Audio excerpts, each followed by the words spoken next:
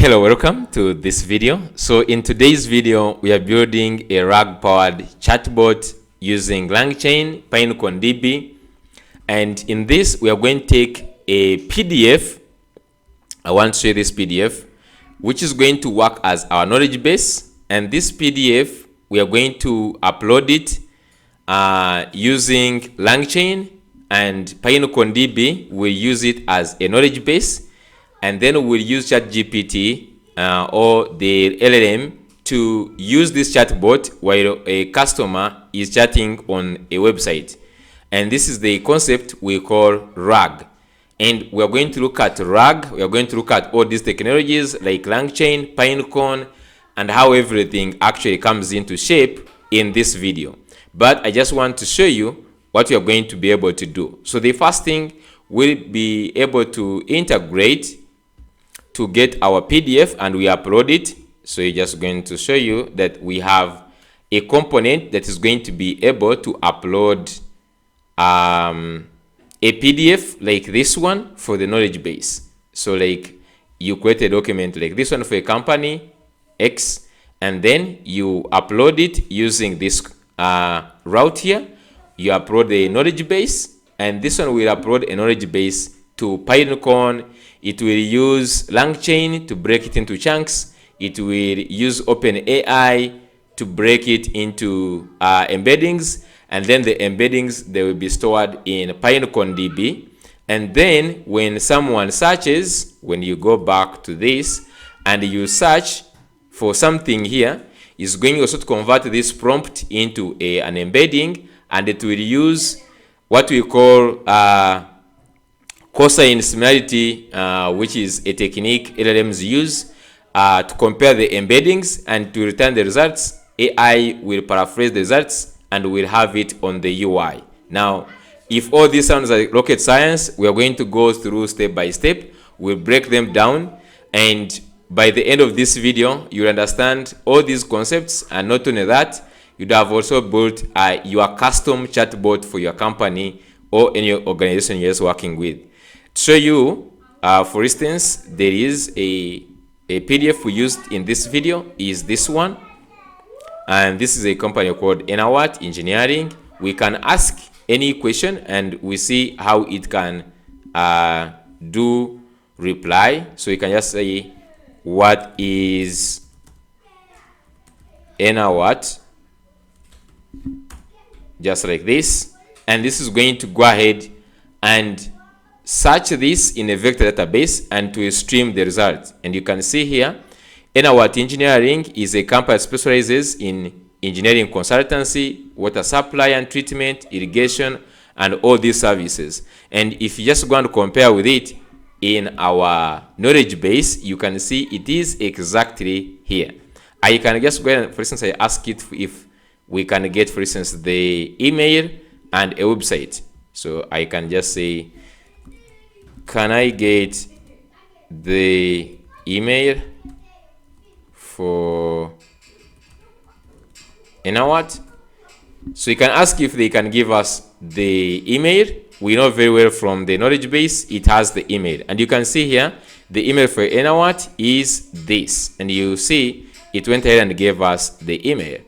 Do they have a website? Do they have a website?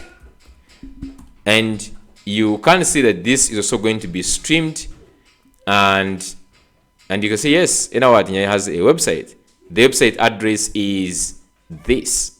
You can visit the website for more information about their services and solutions. So you can see we built this powerful chatbot, and it is custom with our custom data, and we're going to discuss why is this, why did we choose this tech stack, why did you use this technology.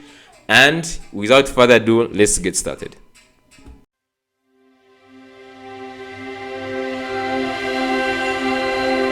Hello, welcome in today's video. So in today's video, I'm very excited, and we are going to try out together to build a RAG-powered AI chatbot using Langchain, PineconeDB in Next.js. Now, before I dive into this blog I wrote, and the one you're going to follow to implement this chatbot, I just want to tell you that all this started, remember when I made this video, I know most of you must have not watched it. And if you haven't, it is only 30 minutes. You would actually take those 30 minutes to first watch this, where we discussed the why AI won't replace you. We discussed a number of changes, a number of things in this video, and I promised that starting 2025, all the applications I'm going to be building, they are going to have an AI integration, because in the future, all applications are going to be having or needing to have AI features. Now, if you're a developer and you don't know how to integrate AI in 2025, really, you are putting yourself at a risk of having few or even no clients, because most clients that are approaching me right now, they want at least some features of AI, or they are anticipating to use, or they are asking if they can use AI in the applications. So it is not easy. Most people are just on internet talking anything about AI. It will replace developers, it will do what? But actually, you yourself, you know very well, you actually haven't built any application with AI. Like you have been prompting on V0, I know that, and even me. But if they asked you how many AI applications you have that you have integrated AI, you know you have zero, or you have few applications that you have genuinely integrated AI. And it was also haunting me. I was like, I must get out of my comfort zone. I get to start building with AI, and I make sure I integrate all my applications with AI. And as I promised, like for instance, in our school management app, those ones who are following it, we have some modules which are going to be for teachers having the exams. And I want to integrate some AI features in that model. So this was a perfect time to bring in this concept of AI. For sure, when I started this whole thing of wanting to integrate, I however just built a chatbot long time when AI came, but I had to learn how to integrate at high level. So the first thing is I built this simple application. This was my first starting point on integration. Just like to have a product. Let me just demo for you just for a second. If I just go on any e-commerce, I choose any product. Let's say we choose this HP G5 Pro book. Let me just get this, and I go to I can just go to this application. I put the title, and then I'm just going to say generate description. So this is the simplest way you can integrate AI. Like this is the most common way of people how they're integrating AI. You look at, for instance, CVs, CV generators, the whole entire app. If you go, for instance, this app, Writer. I don't know if you guys have used this. There are so many AI applications, you know them. For instance, this AI, what is just building some, you come here, you choose a use case you want, for instance, a business idea, and then you add in these things and it generates for you this. So this is, if you learn how to integrate at this level like this, you're able to build an application like this one. And if you want me to actually write a cron for Writer, like exactly the way it is, and we have this, and you can select this, and then it writes. You also just comment in the comment section. I'm just planning to release an AI masterclass course, like where we build like this application. I will show you the second one. But I just went and I did that. You know, this was easy. It took me some good time, but this was somehow easy. You can see here, you combine prompt engineering with OpenAI, you can build this, okay? So this is the first level of integration, of AI integration you need. you need to have a custom case, for instance, to help users to do some boring tasks. Maybe writing product descriptions, it can be writing a CV, it can be writing a cover letter, it can be anything that you can simplify the users not typing that thing, and you simplify it to be generated by AI. This is the first level I think everyone need to know, how to integrate AI. And if you don't know, I can make a video about this, because the one I'm going to make today is going to be advanced than this. But I went ahead and I also made a blog for that. So when I was learning how to do that, I went ahead and I created a blog for that. If I just go back to my blogs, you will see I have a lot of blogs I have been like reading crazy like this past week. There are a lot of things I've been like really working on and really trying out. We'll be making all the videos, you don't have to worry. But there is integrating a powered description. You see, I went ahead and created for it the documentation. If you want to reproduce exactly this, you can follow this documentation here. Okay, you can follow this documentation, which is really nice. Okay, so leaving that aside, so I said this was easy. I did this. Now I wanted to take it more further. Okay, like my dream was actually to look at an application which calls they call it Chatbase, I think. So like this Chatbase, what it does, you can see custom GPT for your business. So what basically they do, they build a custom GPT, embed it on your website, and let it handle customer support, lead generation, engage with your users, and more.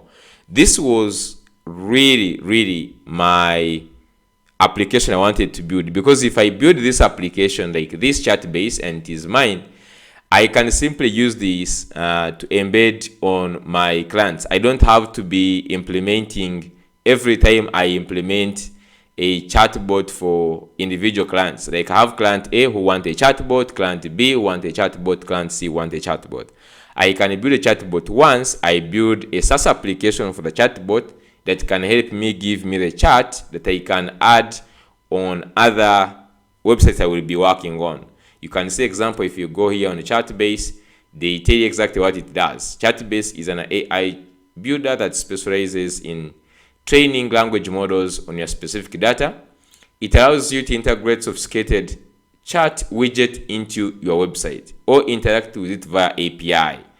By uploading documents or adding links to your website, you can create a chat capable of answering questions related to the content if it has been trained on. So you can see basically you go somewhere, upload. When you sign up for Chatbase, I'm not like affiliated, by the way, in any way with Chatbase. You can see there is affiliates, but I'm not affiliated to this. This I was at a developer perspective. I haven't even used it. I just like really liked the concept they are doing, whereby you just log into your dashboard, upload a PDF or a Word document that is containing your data, and for them they will give you a script or an npm package that can give you this chat widget that you can add on your website, and people will start like asking or prompting, but it's going to be getting answers based on the the PDF or that data you trained it on. So this was my concept. As like I want to build something sophisticated to this level, and I started like now making research. Okay, and when you make research in that, I also of course started hitting on the internet. After searching for a long time, I came of course to research about Langchain, Langsmith, and so many other tools that are in this architecture that we are going to be breaking down. And there are some videos you can just go and watch on YouTube. You can put Next.js Langchain. There are a lot of videos, but most of them I'm very sure you are going to leave when you have not done the application or not even understood. Most of these, I actually followed this guy, Raj. Okay, I followed Raj to come up with this. I've also seen this guy from Supabase. I didn't follow. I tried to follow and I failed. I've also seen this this other guy. I think he's called Pavo or something. I also failed to understand that. Like, I watched a lot of videos that most of them, like, they don't build what I want. Two, you find that the documentation they're using or what they are building is not what I want. Okay, so I was so much frustrated when I was just like doing this. I did a lot of research, but I end up watching this video from Raj. It was somehow having what I want, chatting with PDF, using Langchain and blah blah. And I faced a lot of challenges. I was following him. All the things he was referring to, the documentation is changed. And probably that's what normally happens when you're following like my videos, even other people's videos. And you have to go ahead and read the documentation and understand. And even the approach he was taking was different from mine. But combining all this while I was learning, I went ahead and I documented everything into a blog that we are going to be following, actually this one. So to show you what I managed to build, first of all, if you go back to this app I was showing you, so the first thing I try to anticipate is, for instance, to upload something. If you just go on upload, I managed to do something like train on my own data. You can see here I didn't build a nice interface. Maybe today we'll build a nice one, but I might have like where you have choose file and you just want to upload this thing here, like the PDF file, or you upload this to Pinecone. Now I wish I could just have anything else, like we could just like train on or something, you know. But I went ahead and I uploaded a PDF, which we are just going to learn how to do this in today's video. So I went ahead and trained on this hub data. I might just like use another company in this example so that we understand that this is not going to be answering for this. So I went ahead and I trained this a document. I uploaded it, and after that, after uploading it, if you go to back to chat, now I could just like chat with this and I say, what is this hub? By the way, if you asked any other AI what is this hub, it might not actually understand what is this hub. If we just go, for instance, on a ChatGPT somewhere, and you're like, what is this hub? Okay, so you can see it seems like I can't do more browsing right now. Please try again later. So they don't have this, and you can see here login to ChatGPT with full web access, whereby they can log in. So if I just like use the logged in one, the problem with this one has some information already on my company. But if I ask now what is this hub, from this, now this is going to be streaming from the knowledge base that I uploaded actually. Okay, this is going to be streaming from the knowledge base that I built. Okay, so you can see right now it goes here and it gets this information or this knowledge from the knowledge base. Okay, this hub offers a wide range of this. In addition to their services, this hub offers coding bootcamp and blah blah. This hub is committed to helping businesses thrive in digital age and blah blah. So it is getting this information from the PDF. If I can show you the PDF that I actually uploaded, I don't know if we can just like access it easily here. Where is it? Okay, yes, here. Okay, so this is the PDF with all the things that I worked on or I uploaded on. Okay, so this is the document that I managed to do. So this is now chatting with this knowledge base. This was so hard to do, I'm telling you, to reach this level, but I just want to ask to replicate. I might not have detailed description or having a very comprehensive, you might not understand some parts, but I'm going to try my level best to break each concept that I understood, the way I understood it, and we can learn together in this. So this is going to be us following together the documentation to see that we can reproduce, because there are a lot of moving parts in this project. Okay, having said that, let's get into the video or the blog, okay, that I wrote as I was learning that. So I just want to start, I think, by closing this application. I don't need it right now. We might just go ahead and build a new one. Okay, so the first point here, by the way, as we are doing this, I think we should be installing a Next.js application, like a new Next.js application as we are going through, because we're going to build a fresh. So I'm just going to build it, I think, under learning and under AI integration. So and sit near with the other one, just in case I get some issues, I will run back to the other one. I'm just going to open here, and I will just create a new Next.js application. I'm just going to go here and I just say npm create next app, and then I'm just going to give the name of the app, and this one's going to call it maybe we just call it a PDF chat. Okay, maybe PDF chat, that one is okay. Just going to go ahead and do this. Yes, ESLint. You can say no, but let's just say yes. Tailwind, yes.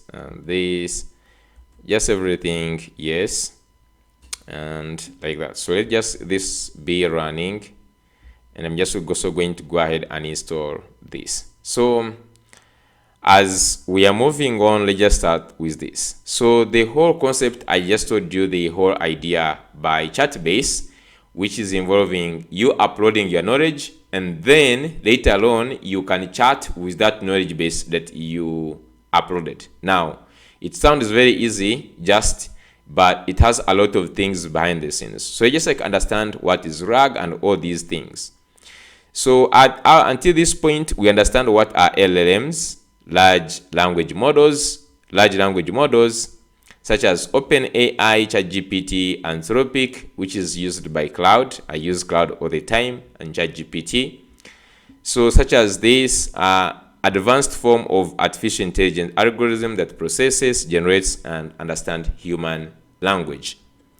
LLMs are built upon deep learning techniques, particularly transformer neural networks, and trained on vast datasets combining. I guess at this point you must have made your research, and maybe if this is your first time to understand what are large language models, they fall under deep learning.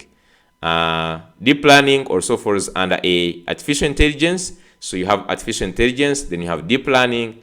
Under deep learning, you have LLMs.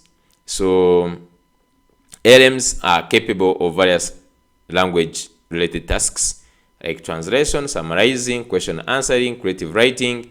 That's what we use ChatGPT. That's what you use cloud for answering things that we ask it, write code and all that kind of stuff.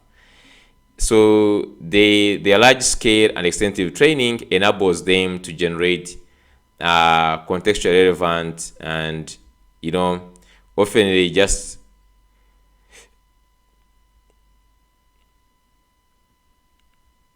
So what I also want to discuss on right now, sorry for that. What I want to discuss on right now, we have been using these large language models like to type in and we get answers and all sorts of that. So we know the challenges that are related when you are just like building chatbots with LLMs. Now you might have not built any chatbot, but building a chatbot actually itself is not hard. You must have seen a lot of videos building a chatbot using OpenAI. This is a different one you're going to build, but the first problem with building with LLMs is hallucination and information reliability. So when LLMs generate responses without a retrieval mechanism, they often produce confident sound but incorrect information. I think you must have seen most cases when you ask ChatGPT and it tries to answer the question but is giving you incorrect information. So this happens because the models are essentially making educated guesses based on their training data rather than referring to specific or verified sources. So they have been trained. That's why when you ask a question, they try to make a guess, and most times they're going to make a correct guess if they have enough information. But because they don't have specific information about your problem or what you're asking, for instance, if a user asks about a company policies or product specifications of a certain company, for instance, you go and ask about this hub, the LLM might generate plausible sounding responses that are completely contradict the actual documentation. This becomes particularly problematic in professional settings when accuracy is crucial, such as customer support and technical documentation. That's why we are working on creating a chatbot. You don't want to put a chatbot on your website that is giving false information about your company, or it is not answering according to how your company understands something. So the building of custom chatbots that is having custom knowledge in this case is really important, because you cannot just like put a chat GPT, otherwise it would be easy. You can't just like put a chat GPT chat widget on your website and they're asking it about your website and it has no idea. So you need to have some way of training it on some specific data. The second problem is knowledge stillness and training data limitations. LLMs are bound by the training data cutoffs. You understand that when you take and you ask something latest and it tells you, I'm not having this information, it is more, maybe it is up to date. So creating a significant limitation in the ability to provide current information. For instance, an LLM trained with data up to 2023 cannot accurately answer questions about events, products, or regulations emerged in 2024. This becomes especially problematic for businesses where information changes frequently, such as in the technology sector or finance services. So we're going to see, without RAG, there is no way to inject new knowledge into the system without going through expensive and time-consuming processes of fine-tuning the entire model. Of course, you can't just go on a route on fine-tuning the entire model. I think I have it here somewhere, about making LLMs smarter and more specific. When you're just doing that, there is what we call fine-tuning, a process of training LLMs on another specific set of data. This is most commonly used to change the behavior of the LLM. This is very expensive in most cases to train the whole entire language model. Like, this is why we use agents and all that kind of stuff. So fine-tuning is there, and in the future I'm just going to make also a video about fine-tuning, like making an AI, the AI agents. But this is very expensive way sometimes. So this knowledge store is, which is much better, and we're going to see why we go with this approach of knowledge store. And I'm just explaining these things because they build they make you understand what we are aiming at and why we're going to be doing whatever we're going to be doing in the implementation. So I just want you to grab a cup of coffee, or you just grab your pen and paper and write this information down as we move down the road. So the another problem is context management and response accuracy. So managing context in a conversation become extremely challenging. For instance, the LLMs have a fixed context window. So when you're asking, like for instance, if you're just like if you have seen on a free version, you keep on asking until they tell you cannot go any further. Okay, you cannot go beyond this context window. Like, you have asked a lot of questions and maybe you are just like asking, and it was responding, but it reaches at some point and it will stop there, or it will stop now answering in the context, like it's not going to be following up the question you are going to be asking. In this case, if you ask a follow-up question referencing an earlier part of the conversation that have fallen outside the context window, the chatbot might provide inconsistent or incorrect responses because it has forgotten the relevant context. So that is a big problem if you're relying on ChatGPT. Then the last one is, of course, the most one why we use RAG. So building domain-specific chatbots. This one, DSL, DSL is domain-specific knowledge. Okay. So domain-specific, this is DSK actually, DSK, domain-specific knowledge. Building domain-specific with RAG is particularly challenging because LLMs have generalized knowledge rather than deep expertise in specific areas. For example, if you are building a chatbot for a healthcare provider, the LLM might mix general medical knowledge with outdated or incorrect information, since it can't reference the organization's specific protocols and guidelines.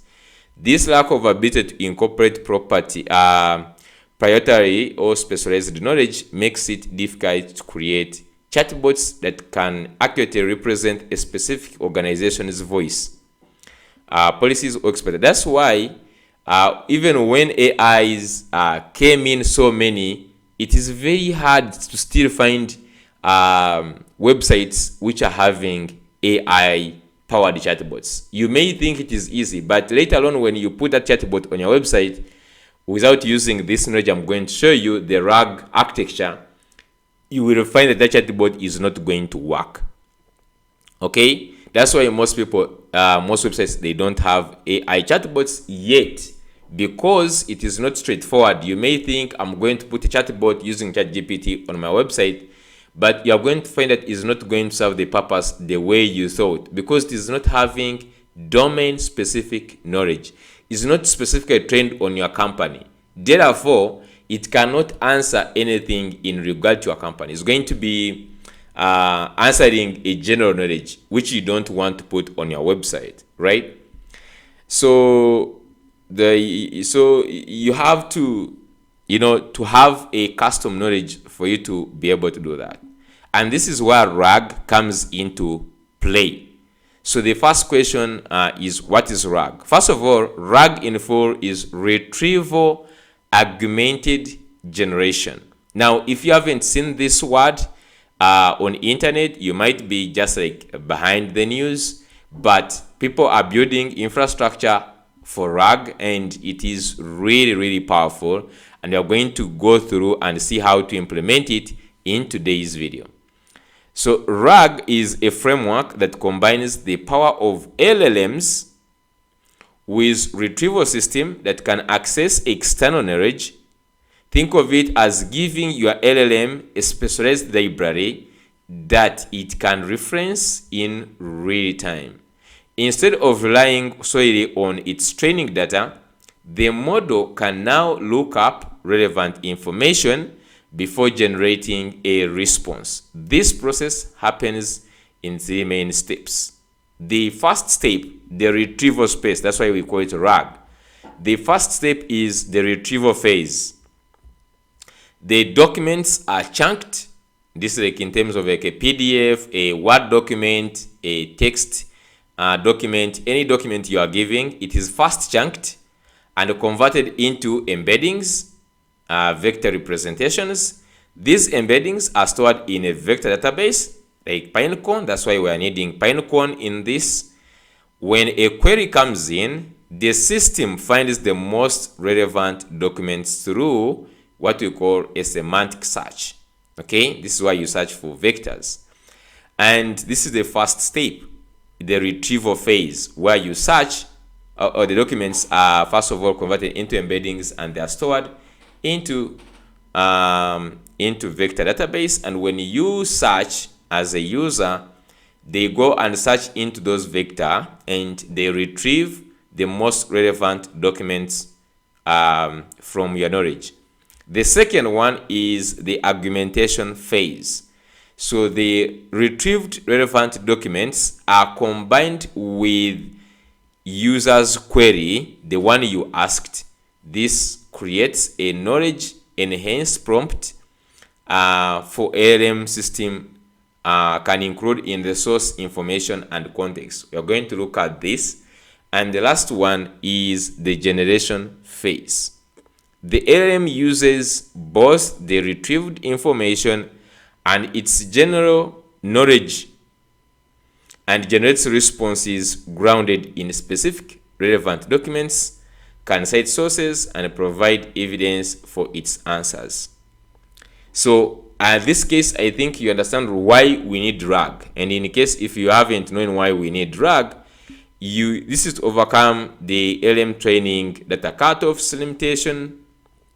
We have talked about all these problems before here. That's why we are bringing in RAG to fix these problems that we looked here, these 4 problems. There are many more than that, but looking at only these 4.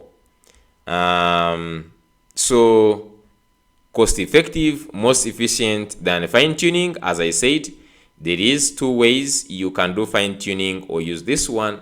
As I've said, fine tuning is expensive. So this one is more efficient than fine tuning for specific domain, reduces the need for large context windows, easier to update without retraining. So this one is very easy. If you want to add more data, you simply update a document and that's it. Transparency and trust. Responses can be traced back to source documents, easier to verify and audit information. For instance, if we ask the chatbot, for instance, when you're asking this ChatGPT, you don't know where it is getting the information. Like, you're not sure. Is it getting it from the website? Where is it getting it exactly? But with your document, for instance, if it is just like an AI doctor, it is a representation of you. You just wrote all this information and you trust it. And therefore, if the ChatGPT, the chatbot you have built is getting the information from that document, you have all the trust and the transparency, which you don't have if you're just using a general purpose chatbot. You don't know where it is getting information and you cannot verify or audit the information if you wanted to, you know. So this is, I think at this point now you understand where we are heading to and the concept of RAG. So to understand the RAG components or the RAG architecture components, it involves, the first one is data processing pipeline. This is, we are going to look at how do you get a PDF and develop text chunks out of the PDF. There is text cleaning. It has these processes, document loading. This is why we ingest file formats like PDFs, docs, text, and in the future they will be just having like SQL DBs and all that. They will be falling under this. Then the next one is text chunking, breaking documents into manageable segments. So when you upload a PDF like this one, they break it into, like, for instance, small chunks like a page or less than even a page to have different chunks. I will show you in the Pinecone how that one is done. Then there is text cleaning, removing noise and standardizing format, embedding generation, converting text into vector representation, vector storage, organizing embeddings into a vector database. Now, storing the embeddings or those zeros and ones, we are going to see the vector representation. They are for specific databases. You are not going to go to MongoDB straight, the normal MongoDB, and then you store their embeddings. Embeddings are stored in specific databases, and they are called vector databases. If you just go here and you say vector databases, you will just see like examples. Pinecone, you can see here, is the one which is leading. You know, there are a lot of vector databases that are coming right now. You can just go and search about them, but there is Convex. There is also Superbase has come into play. There is Pinecone. There are so many. But you can just go here and you can see this is how an embedding looks like. Actually, this is how an embedding looks like. When you convert something into an embedding, it converts it into this. Okay, but you can just go down here and see some, Pinecone. You can see there is those stars, quadrant, chroma, weaviate. There is also this PG vector. There are so many, and even the convex. They are into. Also, you can just search more about them. But I will give you. We're going to use Pinecone in this example. So there is a retrieval system querying process converting user queries into vector form, because they have to match your query with the vector that is stored. Then there is semantic search, finding relevant document chunks. Then similarity matrix, cosine similarity, dot product correlation. So they, as you saw, they use the similarity into those numbers. You saw when you have a vector representation, you are going to see it is in zeros and one, just like a coordinate system. So they just compare what the vectors for your query, the one you are searching, with the vectors of the stored vector in the in the vector storage database, and then they use this cosine similarity. Okay, you can just go ahead and just search about this. I'm not so sure, but you can just go ahead and just say this. You can see cosine similarity is a metric that measures how similar two vectors are by calculating the cosine of the angle between them. So you can see how this serious is. So when you have the one you have searched, for instance, if I searched this and then with the stored, so they have two vectors, the one you are searching, the text you searched, and the one that they have stored in the vector DB. So they use this cosine similarity. It is a matrix that measures how similar two vectors are by calculating the cosine of the angles between them. So you can see how complicated this whole concept is, but I like it. It's nice.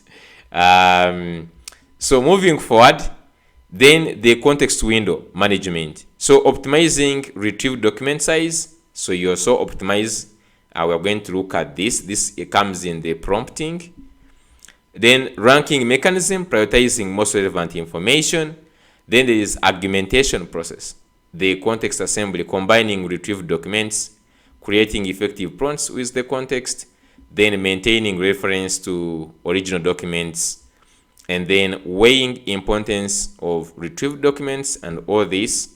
Then the last one, which is the generation component, where it just has to combine the retrieved info with the LLM knowledge, and then it does the cross-checking, and then it will just give you back the response. So I also point here the flow, the implementation pro. Then you have to have document processing. This is why you get the raw documents like a PDF. Then you extract text from that PDF.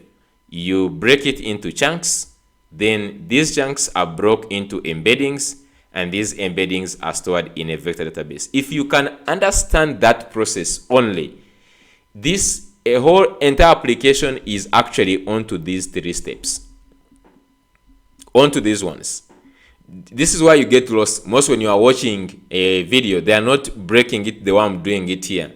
They just go ahead and start like coding, and you get lost in the whole process because you see them are doing like document processing. Like, why are we doing this step? So the first thing is you start with your PDF, okay, and then this is a raw document. And here, for instance, extracting text, you're going to be using things like Langchain. We're just going to be seeing that. But this, if you can understand that this is the process we want in the implementation, we need to process the document.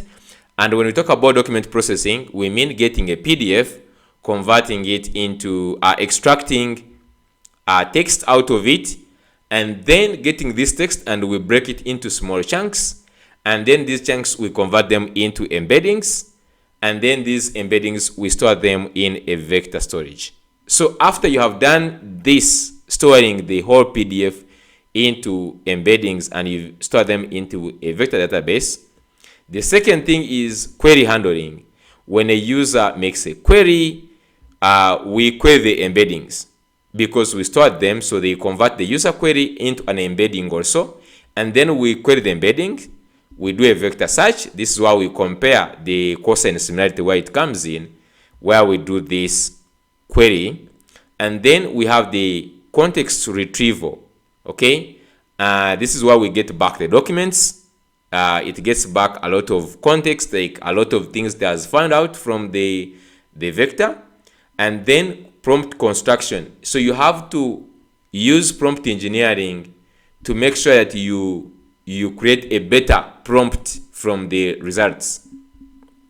Then response generation. This is the last one, where you get the context plus the query, and you use LLM to process this context and the query, and then it gets back the response, and then they give us the final output. Source attribution is if you wanted to actually also get the source, which actually this Raj did in this video. I don't know, I think I've closed. I might actually just go ahead and include this link to his video because even me, I referenced from that. So the key technologies we are going to use for this, and you are going to see that they make sense now. The first one is vector database. And now you have already seen why we need a vector database. When we convert the knowledge, we store it in vector format, so we need a vector database. And in this case, we are going to use Pinecone. There are others like Weaviate, Meriverse, there is Vice, and others. You can just go ahead and really try to use or find out about more.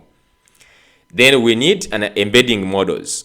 In this case, we are going to use now embedding. We are the one which actually breaks or which converts the small chunks of the document into vector embeddings. We use AI, and this is why we have OpenAI embeddings. We are going to use OpenAI for this, where we have like the embedding text 003 or 002.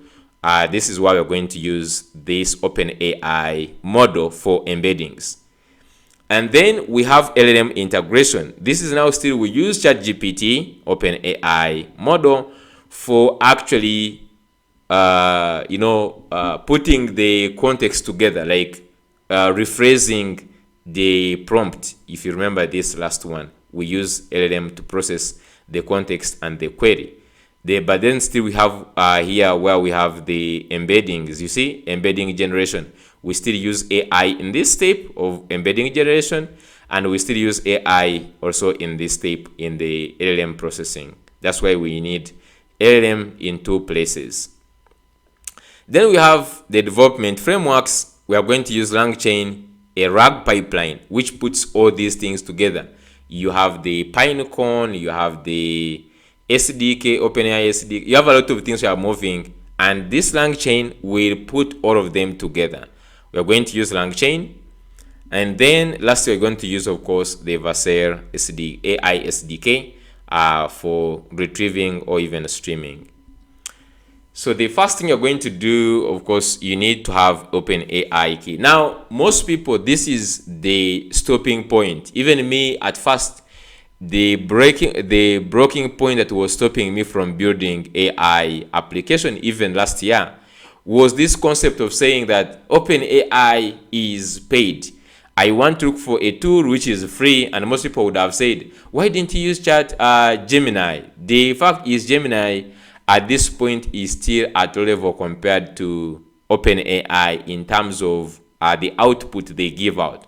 OpenAI is standard and is much better, and you're going to find most clients who want you to use in the application. If you're going to get a job, they will be telling you to use OpenAI.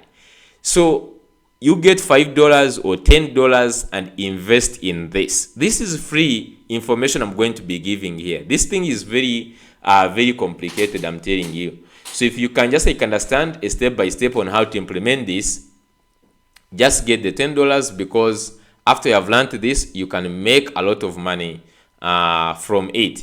So you cannot just restrict yourself from learning and you're like, I want to use only free tools.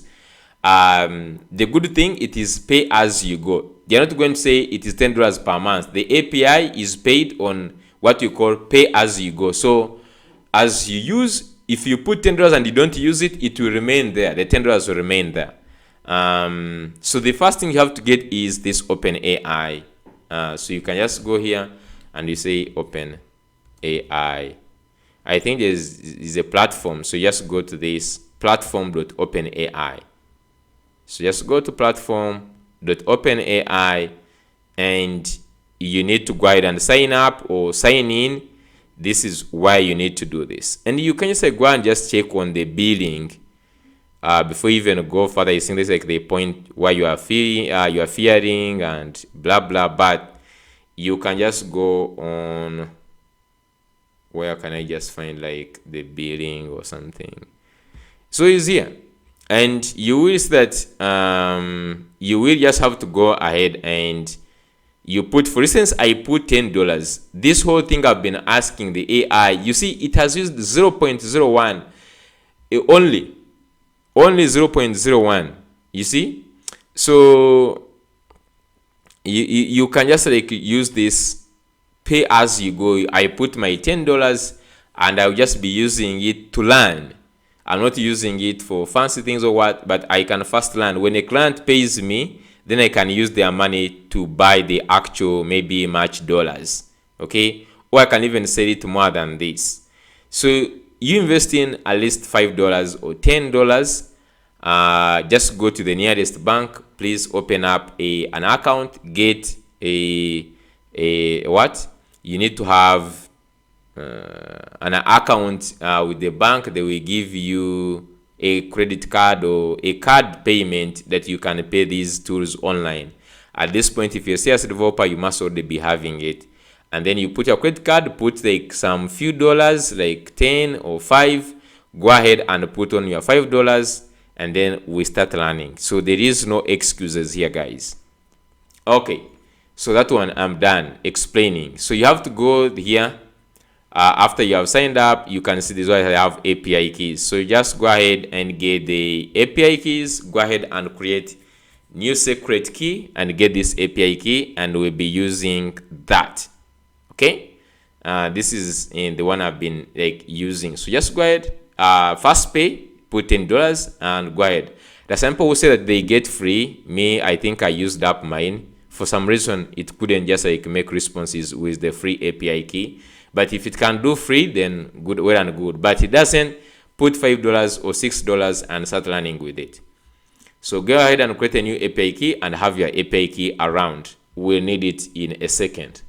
Start using it. So you need API key, and then also let's go ahead and you go ahead and create a Pinecone account. So just open in here, and you can just say Pinecone. You can just say go to Pinecone, enter. Just go to Pinecone, and you can just go ahead and this is their website. So you can just go ahead and you log in. In fact, you just like first go ahead and sign up.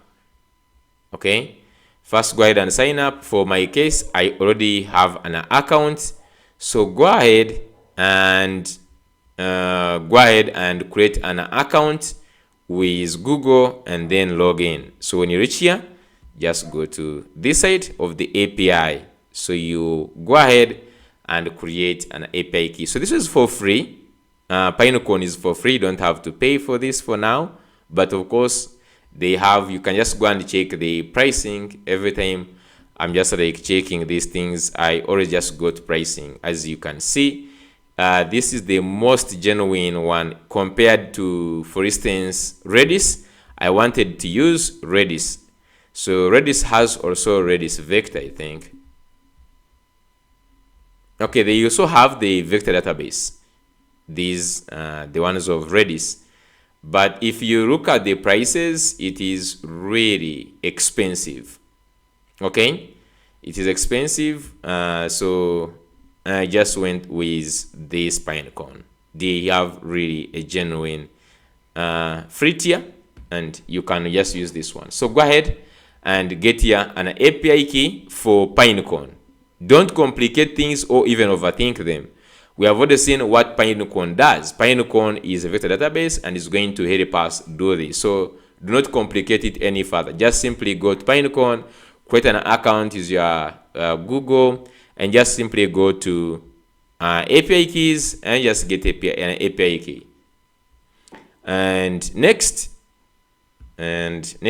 we need a basic, of course. Then we need a PDF that is going to contain our knowledge base. So I think at this point, I think I should just create some knowledge base of certain kind. Let me just go and see. There is this website I'm working on for certain client. I think I could just use it as an example in this case. So there is, we suggest I just get like some things. Okay, I'm just going to instead go to the, let me just go to cloud. Okay, I'm just going to upload this document. I don't know, the document is really huge for this company. I'm not sure if it is going to accept to process it, but let me just try to get that document. Where is the document? Okay, I just need to get this document. You can just get any document that has some information that is custom to your company, so that we use it in testing this. Okay, so let's just go ahead and just download a new one. I believe I have one here in Canva, so I'm just going to go down here and I get for this company. Okay, it is here. It has 21 pages. I'm just going to go click on this. This is a client I worked on for graphic design. I also do graphic design for your own information. So there is this company. So just want to go ahead and download a PDF.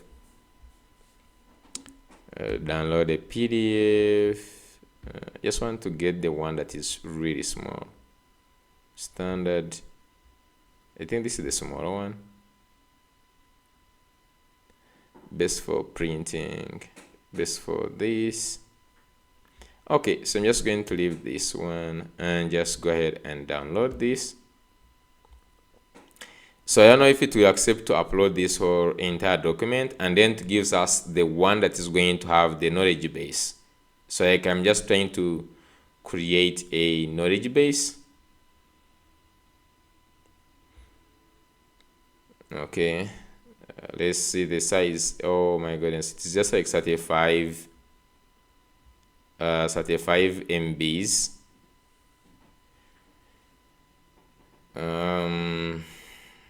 Itself like takes even like hours of. Okay, but I'm just going to go ahead and add some of the information.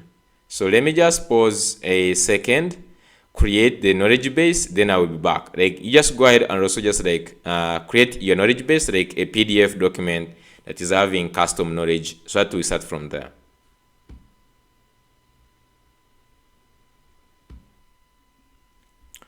So I just took some time and I went ahead and created the PDF document for the knowledge base. Now let me give you some tips.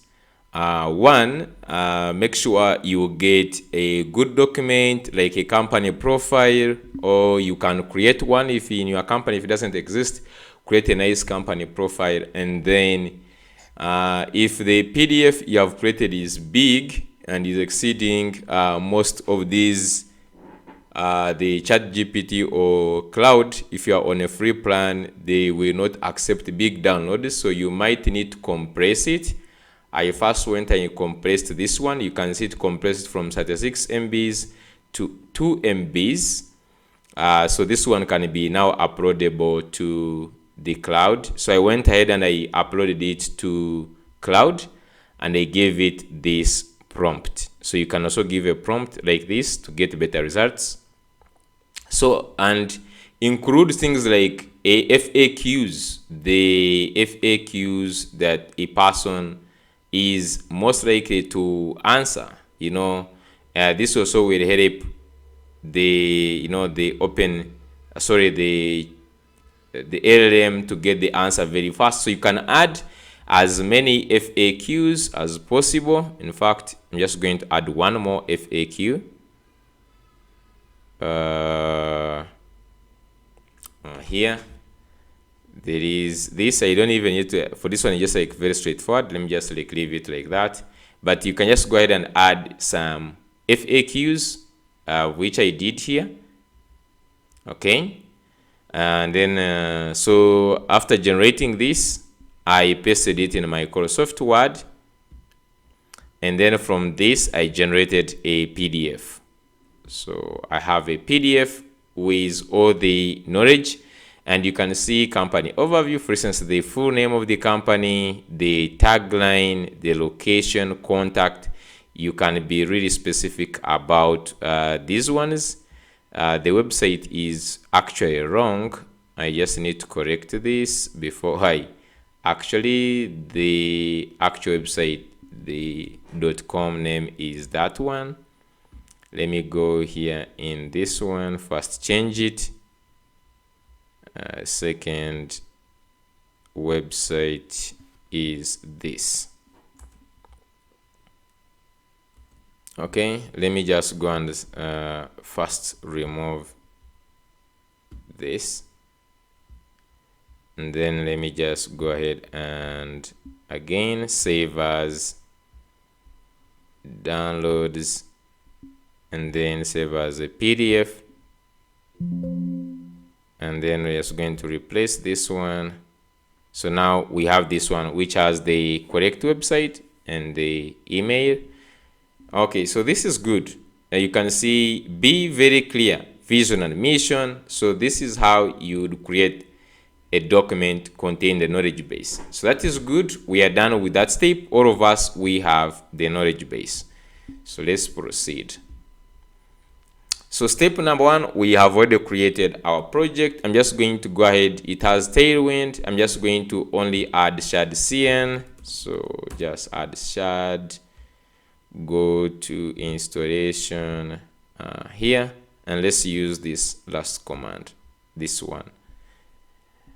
Okay, just go ahead in here, and let's first of all cd into the PDF chat code dot. I'm just going to open it in here, and let me just open the terminal. And let me just add this shadcn. Okay, so just go ahead and add shad. You can add dark mode if you want, or if you don't want, you can just leave it for sure. There is no need to add that. But then we're just going to go ahead and start like adding some components. So basically create your Next.js and this. Now we need to install a lot of things. We can either install them right now, or we can just like be installing the ones we need. But we are going to need all these ones, and I will be showing you where to get them. The important ones to set is you have these environmental variables. So I'm just going to copy this.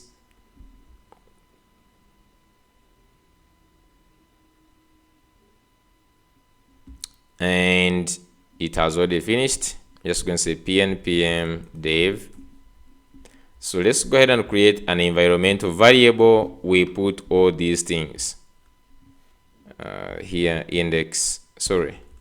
dot env, and let's paste this. So we need this, and I've already put for you this one. It took me time to get this Pinecone environment. They are no longer, I think, giving or setting this. I believe I don't know if it is just like this one. In the due process, I will show you where I got this, but this also took me some time to figure out because they no longer give the environment. So here in the Pinecone index name, you can see if I just go to the PineconeDB here, and I go to database, you can see this one, JB Vector Store, is the name of index. So you can see showing one index. So this is how it stores. It stores this documentation as index. I think actually we might not need this one, the Pinecone environment. The only one we are going to use is the region. Will this use the region somewhere? And the region is US East one. This is the free one. If you use any other, they will not work, but I will show you where we are going to put this one. So this is, it stores them as indexes. So you have to create the name of the index you want. Okay, so I'm just going to come here and I put the name of the index. For instance, I'm just going to say what index. So I'm just like putting any keyword here, and it should not have any capital letters actually. What index, just create it just like this. Okay, so just the way this one is, do not put any capital letters or anything, just like add like this.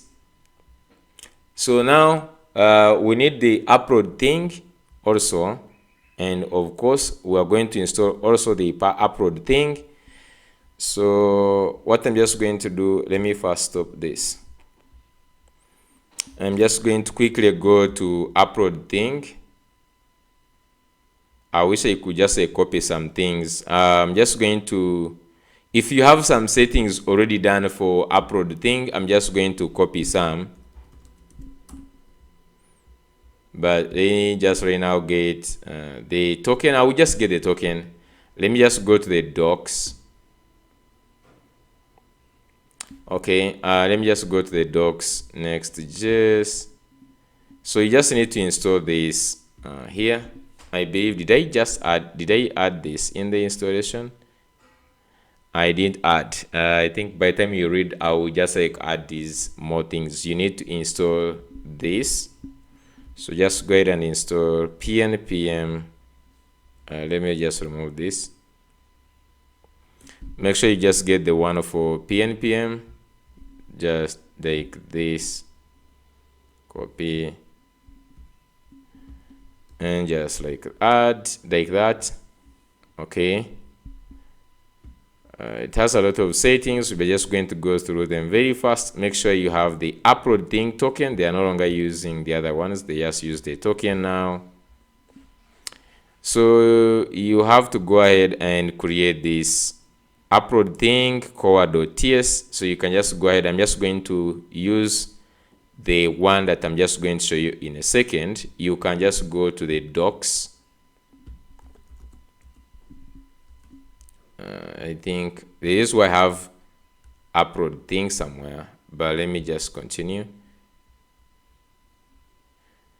So for these two, I'm just going to copy a folder containing them. Let me just do that. So just go to any project you have for upload thing and copy that folder. I'm just going to look for one of my projects, and I'm just going to copy that folder that has already some configurations. So just go to learning AI integration. I'm just going to go to this one, app, and I'm just going to go to upload API upload thing, just like this. Copy these two, and then let's go to reveal, go to app, and then just create a new folder for API. Let's create API.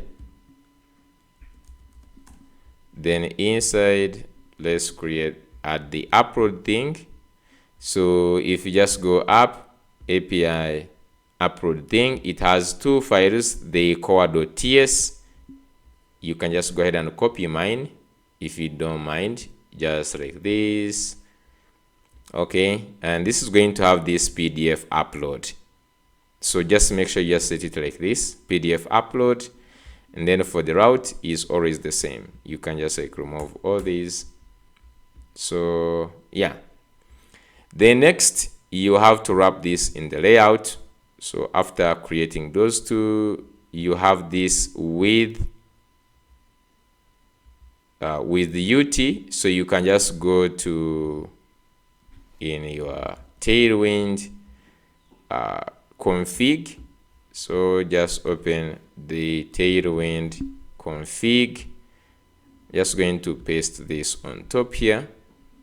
Copy this object. You can just go and minimize this, minimize that.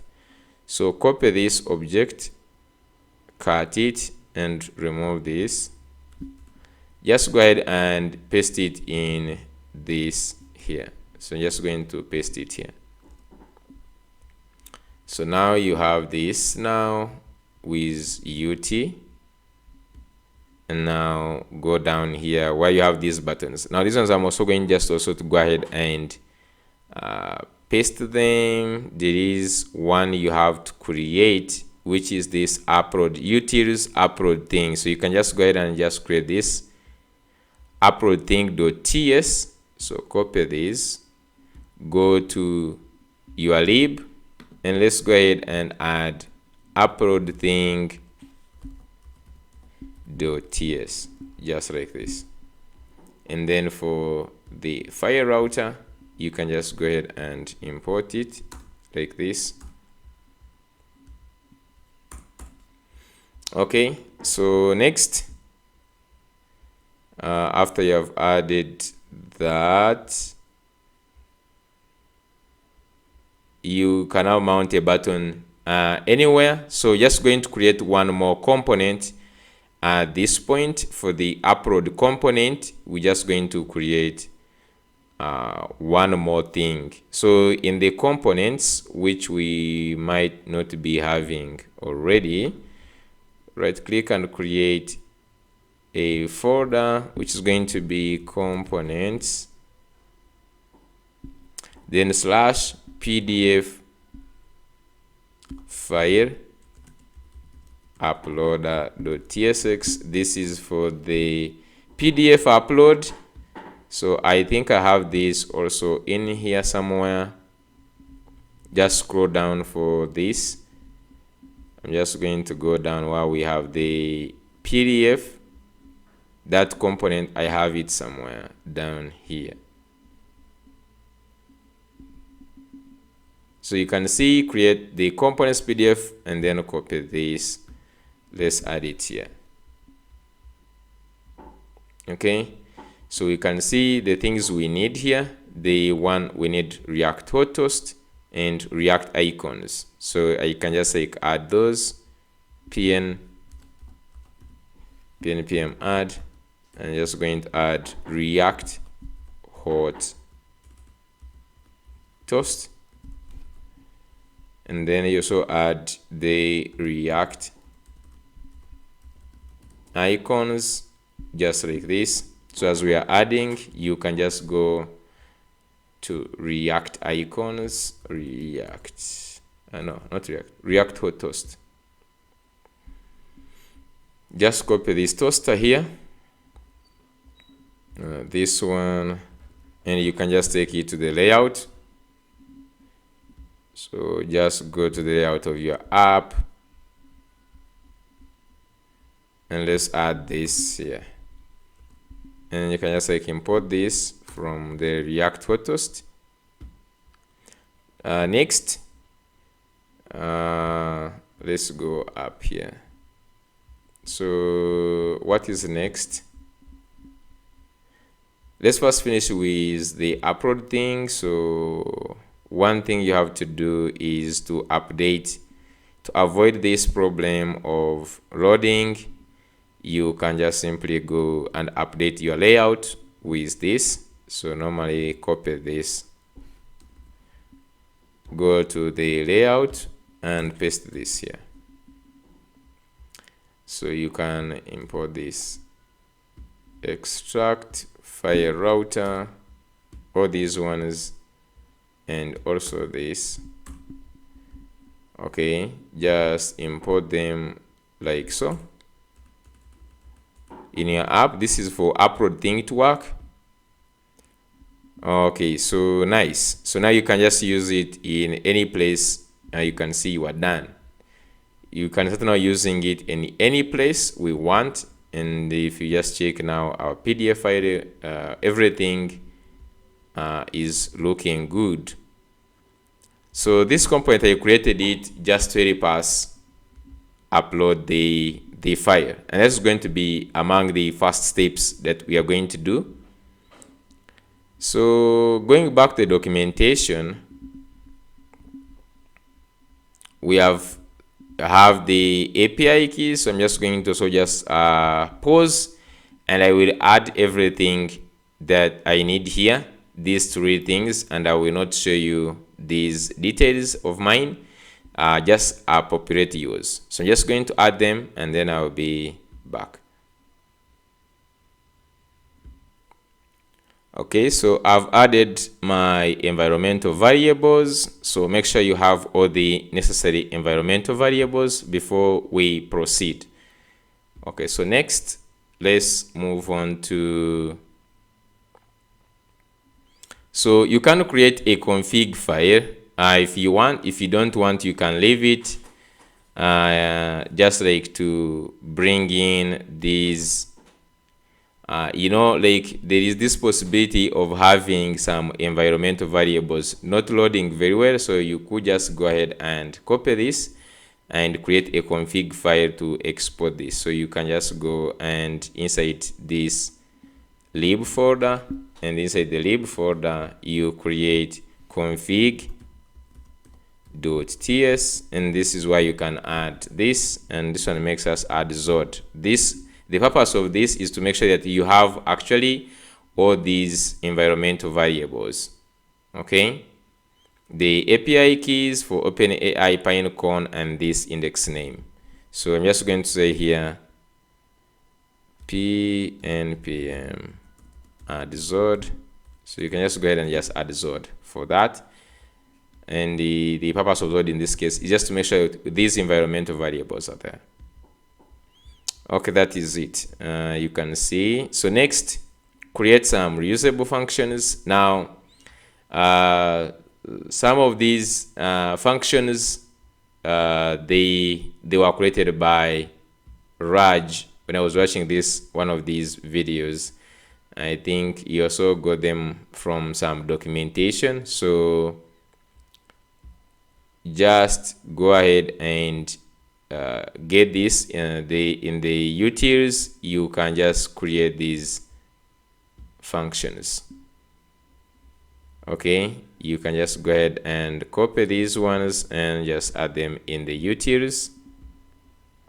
There is only one right now, so you can just add these other.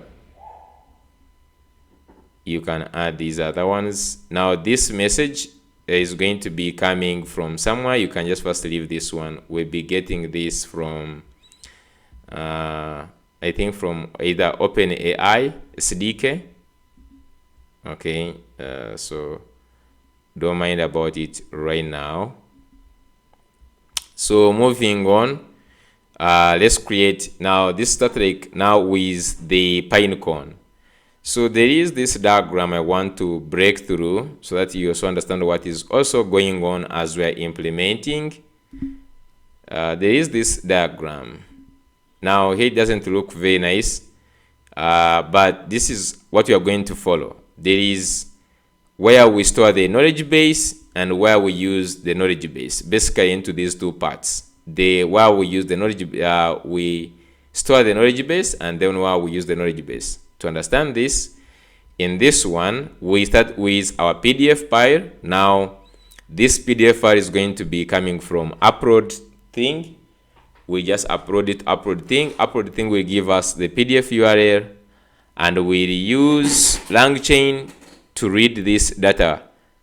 We read the data, and then we'll break this data into chunks. We'll use LLM, which is going to be the OpenAI GPT model to build the embeddings, and then we'll get these embeddings, and then we'll store these embeddings into Pinecone. This is why you have this PineconeDB here. So that is the first phase of uploading the knowledge base. So this involves setting up the Pinecone client. This is why we need the Pinecone, setting up also the Langchain. We're going to look at those ones. The second part is now where we ask the question, such as this user here. The user asks the question, and if there's a chat history, will be sent with the chat history, and this is going to be sent to the LLM. The LLM will use to generate a new question from the chat history if it exists, and then this new question, which is also known as standalone question, will be fed into another LLM. Now this is the one which is having the embeddings. It will create an embedding, and then it is then just going to compare this embedding with the stored embedding in the vector database. Remember, when you search also, your search will also be converted into an embedding, and then this embedding will be sent to the vector database, and they will search the embeddings, and they will use the cosine similarity we looked at, and then they will get the findings, the results, and then these ones, they are going to be used to create the context, and then we'll use ChatGPT to prepare the context, and then they will give back a detailed answer from this ChatGPT, which is going to paraphrase the solution or the response back to the user. So this is how they flow. So in the first part, we are going to be configuring this part where we configure the PineconeDB, we configure the GPT plus the Langchain. So I want just to talk about that at least. So right now, let's go ahead and create this Pinecone client.ts, and we add this code. This is why now we started using the Pinecone. So I'll just go ahead and create Pinecone client.ts, and I will add this code. So we have to create a Pinecone client the way we create, for instance, Prisma client. We have created a lot of clients, you know that. So go in the lib and let's create Pinecone client.ts. Add this. Now you will see that here we are using at Pinecone database Pinecone. So we have to install this. So if you just search for this package, you know, that's how I learn. So just go, before you just like do what, you can just go ahead and you go to the docs. So they have the docs for the Pinecone. You can just go here, and then we have also this package. So if you just go to the docs, they have it here, npm install Pinecone database at Pinecone. This is the same package you see here, Pinecone database at Pinecone. This is the documentation, and the most hard thing was that when I was reading, they migrated to version 2 from version 1. The things, they all change. I think the most actually thing to cut you off from watching all other tutorials is the fact that they're using Pinecone v2, which has a lot of changes. I had to go through this migration guide, the v2 migration guide, which was really daunting. It was really daunting to read all these one. You can see even the package changed. So just go ahead and let's install this here. So we can just use pnpm to add this. And just say pnpm add at Pinecone and install this. So this will just say pass. Now you can see we are getting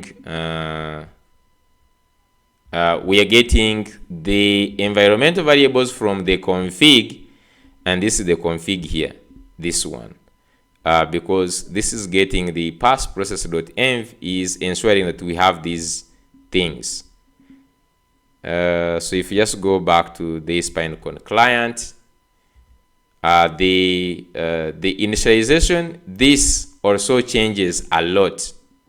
So you can see here, even the metric, you pass it here, the metric of the cosine.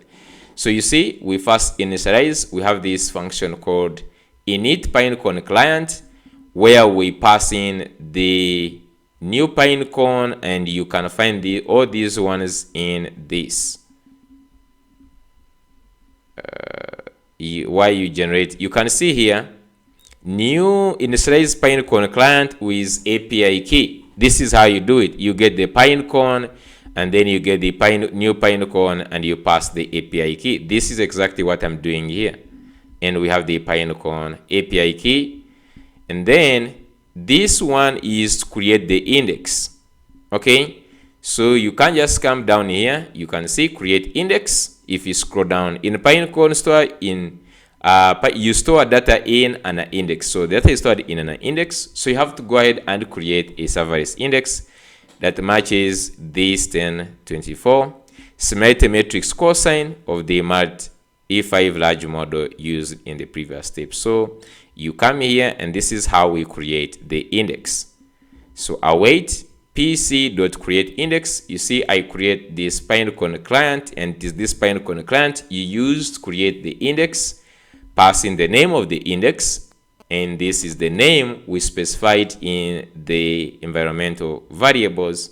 And then you also pass in the matrix, which is here the metric is cosine, is going to use the other cosine thing, cosine similarity I told you, and it is a serverless. Now this is where the thing actually gets problem. AWS US East 1. Make sure you use that, because others are not free. They allow you to use AWS US East 1 only.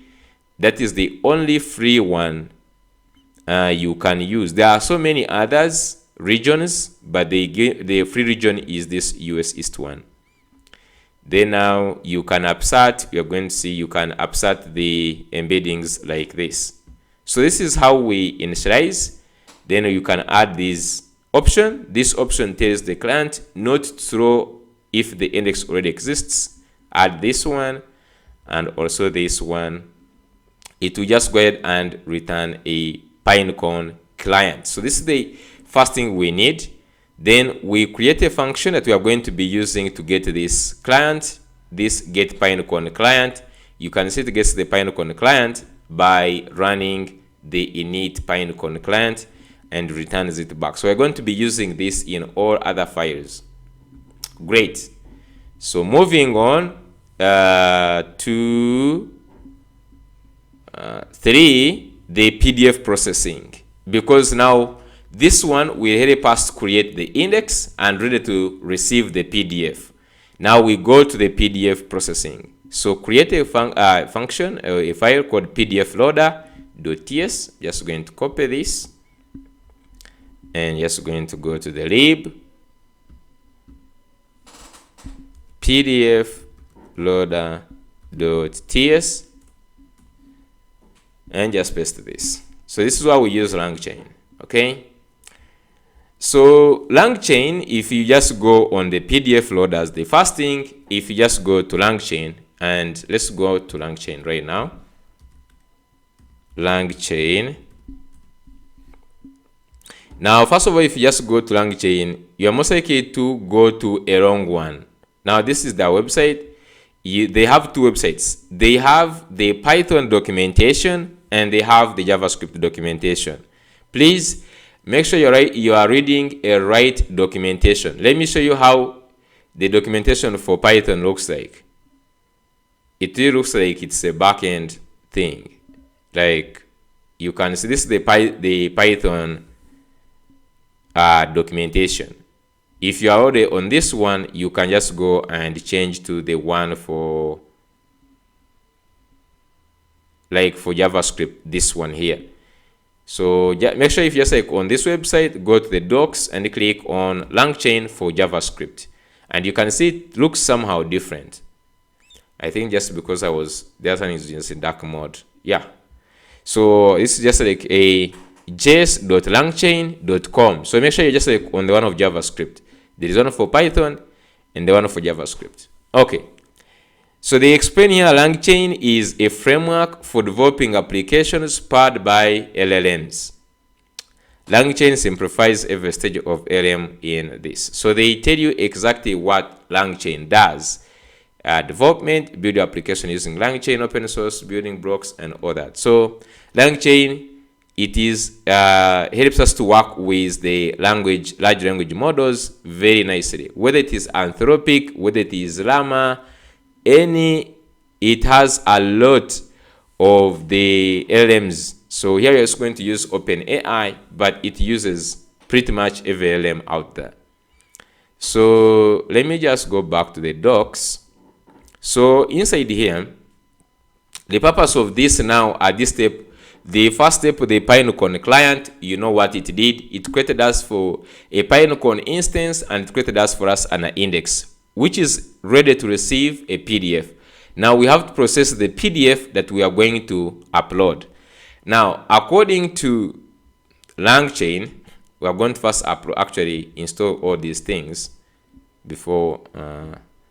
So you can't just go to, for instance, this PDF. It has this web PDF loaders. It has two types of loaders. For PDF, in this case, we are only handling the PDF, by the way.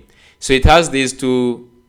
Actually, it has these two PDF loader, web PDF, and a PDF loader. One is for uploading from the file system. If you have the PDF in a certain file, like you don't want to upload it to uploadthing, you can just simply put your PDF file in a certain folder here, and it will read it from the file system. Or you can use it from the online, which is going to be like, for my case, when I'm building a SaaS, I will not be putting the PDF on the file system. They will be coming from a web. They will be URLs. That's why I was using this one. So it has two file loaders, the web PDF file loader and the PDF file loader. So we can just read about them. So let's start with the PDF loader. So just go to the Langchain documentation and search for this PDF loader. It is here, and then you can just read about it. This notebook provides a quick overview of getting started with a PDF loader document loaders, and they give you this. It is compatible with Node and is not compatible with Python. So to access the PDF loader, you will need to install this community integration. So this package was built by a community of Langchain. So just come and add this. So we have to add this this line here.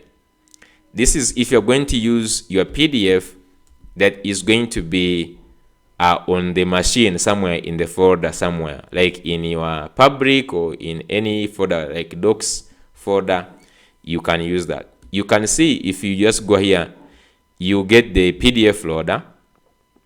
Okay, and also, by the way, what I didn't tell you is that Langchain also migrated from V2, and when I was watching the other tutorial, it was using all V2. So I was getting errors on top of errors from Pinecone, also on Langchain. So I'm using V3, 0.3, and also the V2 of Pinecone, which is going to be very easy for you to understand. So you see here they are loading the PDF loader from Langchain. At Langchain, for instance, it is at Langchain, and then it gets this new PDF loader, and you can see it is breaking it into these small chunks. Okay, so now after installing that, we have even installed the at community, at Langchain core, and this. So this one shouldn't give us any errors right now. Okay, let's make sure we are getting it from a right place. You can just actually copy this very one. And did we install it using what? npm, pnpm? Okay, it was pnpm. You can just use this. Now this should be now there. For some reason, it is still showing not. Okay, I'll just move on. Maybe it will load later. So there is, now this is if you're uploading. Now for our case, we are not going to use that. For our case, we are going to use this web. Okay, so just going to use the web one, so you can just go ahead and also read about the web PDF loader. Okay, so you have also to go ahead and install this. Okay, at Langchain community and then at Langchain core PDF path. So you have to install this, the PDF Langchain community. So that's the first one, Langchain community. Community, then from document loaders, fs, let me see for a second.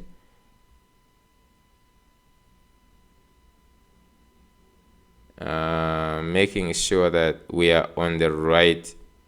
For instance, if you went to v2, you can see this is no longer actively maintained. Let's stick to this one. So make sure you also add these. I think we have already added them. I'm not sure why it is still showing red. Did we install it in the right place, or why is it still showing like that? Just going to still add like this. I remember like these ones are. Then next one, so this, we get these loaders here. Okay, let me just like close it and like open it one more time. I don't know why, for some reason at Langchain can't find this, or it's corresponding an unknown word. Langchain cannot find the module at Langchain community. I don't know why it is showing this, and we are installing them in here. Let me just see node modules.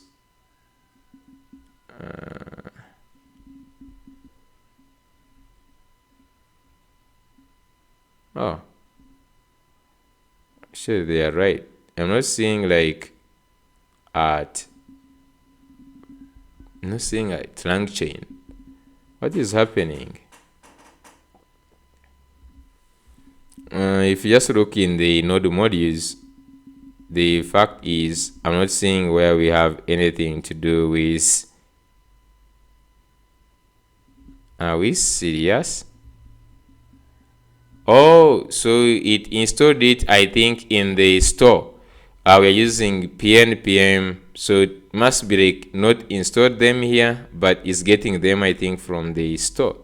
But actually we have it at Langchain, and then we have community.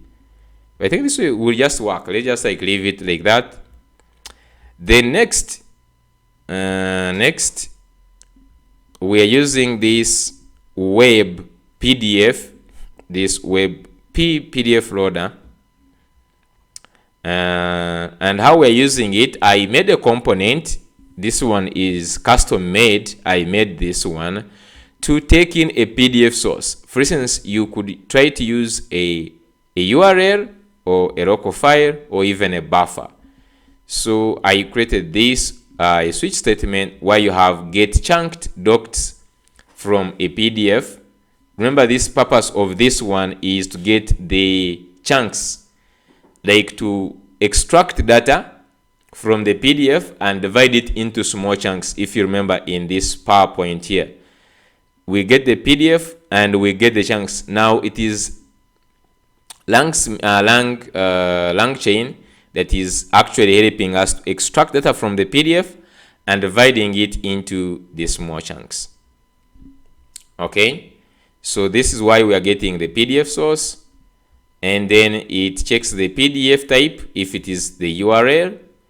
Let's first go ahead and add npm add Axios. So just go ahead and add Axios. So it will just go ahead and get the source, and then it will get the blob from this PDF, and then it will use this web PDF loader, and then it will get the documents like this.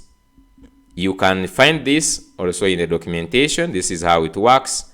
You can see it gets a buffer, and then after that you can see it gets a loader, and from this loader you get the documents. The documents you send to Pinecone, the one that you send to the LLM to embed, they look like this. Okay, they are looking like this. This is how the docs looks like. So these are the docs we need. So you go ahead and return back the docs from this.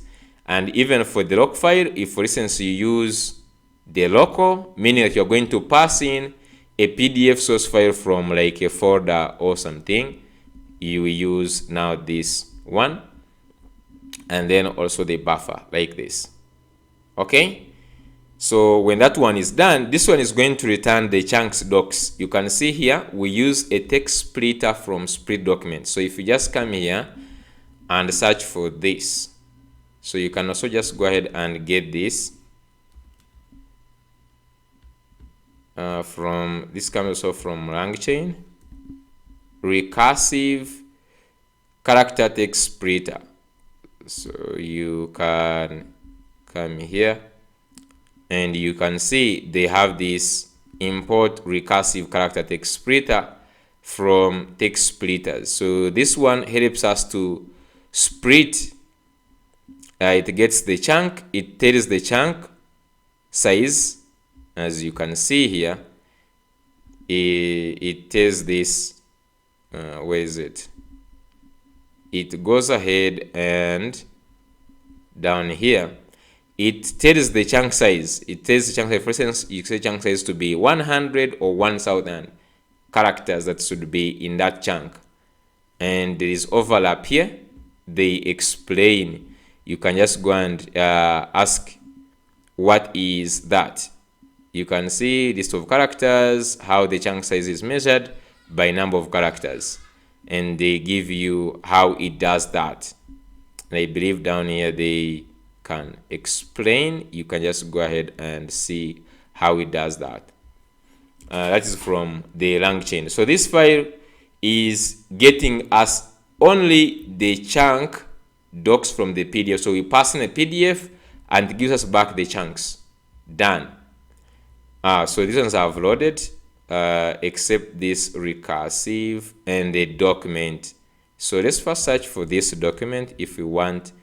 And this document must be at Langchain. Let me just go here, search for the document. I'm not sure.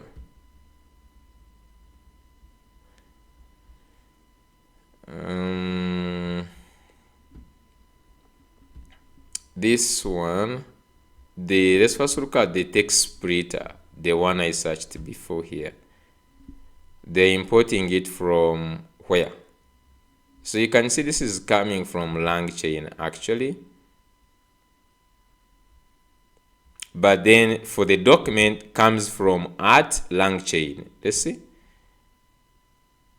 So as I've said, some of these things here, the document and even these two. So you just get these from the latest. This is the latest now.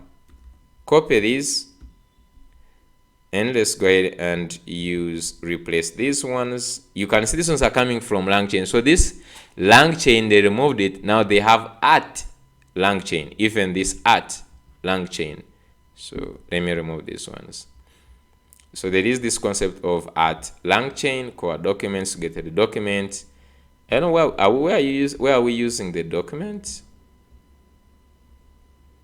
Okay, so it's giving us the types of the type of the document. This is why we're using it.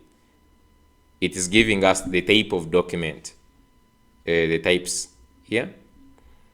Okay, and then for the text splitter, it still can't find this at Langchain. Let's first see recursive text splitters, there is documents. Let me just first go back to the recursive. But for sure they're getting it from at Langchain text splitters. This one maybe it is going to load later on, but they're saying right now at Langchain text splitters cannot find this. But I'm very sure if you just go to node modules and you look at Langchain, oh, so maybe we have to install this at Langchain text splitters. Let's first look at this. We might need to actually install this. So if you just go back text splitters, sorry. Yeah, so you can see the package is there. If you just go back to the documentation, in the things you need to install, I believe, let me duplicate this. On top here where we have the installation things, here somewhere we have the packages to install. There must have been that package. I don't see it. The good thing you are watching the tutorial with me, so I'm just going to be installing this.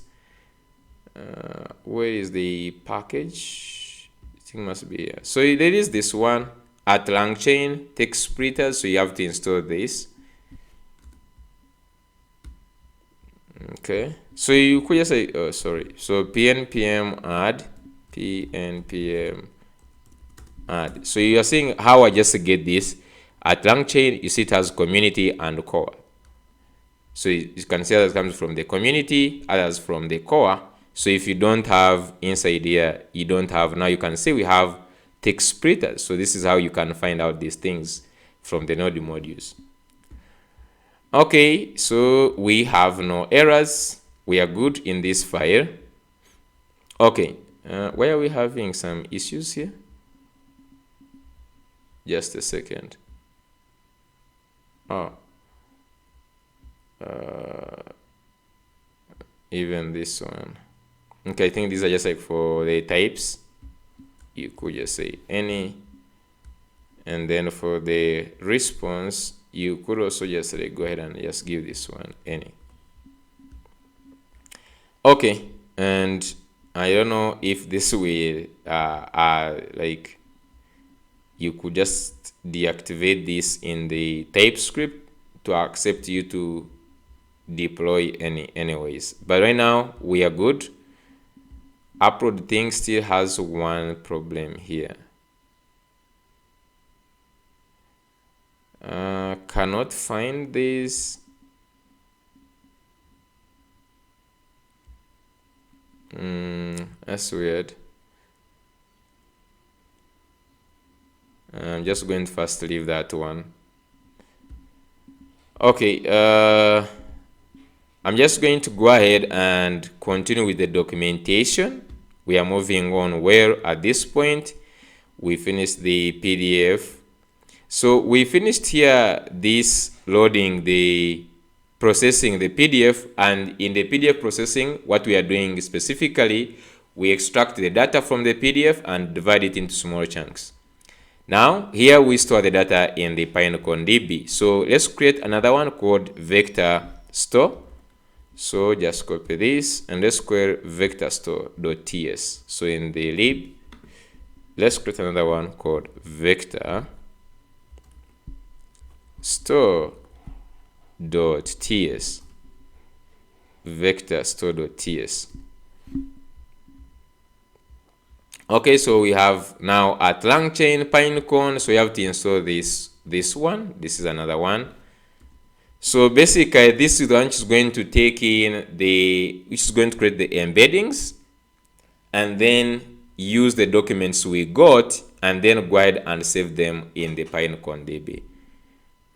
So let me just go, and you can also search for this.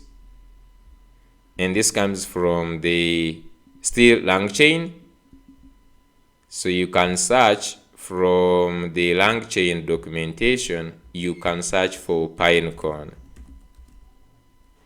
And this is how me I learned, because this is good, like you got to know where you got the exact thing, so that if even you tomorrow when you're just like installing, you actually get it. So you can see, for instance, here to use the Pinecone with them, you need to install at Pinecone, Langchain, Pinecone, Langchain, then Langchain OpenAI, and all these ones. Some of them, these ones we already have them, but just copy here and just go ahead and install. It will just install the ones we need. Okay, just go ahead and install the ones we need. So the most important thing is to know what we are doing at a particular point. As we said, the Langchain is giving us the OpenAI embeddings model. This is the one which is going to be doing this. So now at this point where we are at this point where we're using the LLM. This is this one you're seeing here. It is this one, the OpenAI embeddings, and it comes from the Langchain OpenAI. So it is the one that is doing this, converting the text chunks into embeddings, and the embeddings we store them in the vector database. So now we have this function called embed and store docs, and it takes in the client, the Pinecone client, and it takes in the docs that we want to embed, and from there it creates the embeddings. You can see embeddings is equal new OpenAI embeddings, and then it gets the index, which is client.index, and it uses the index name. After getting this index, and you can see embed the PDF documents, and it uses a Pinecone from docs.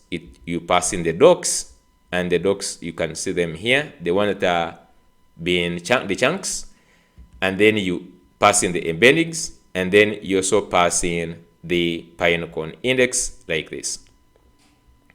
So this one is going to do the embedding only, and then this one is going to be getting us the store. When yes, this function is going to be getting us the store later on.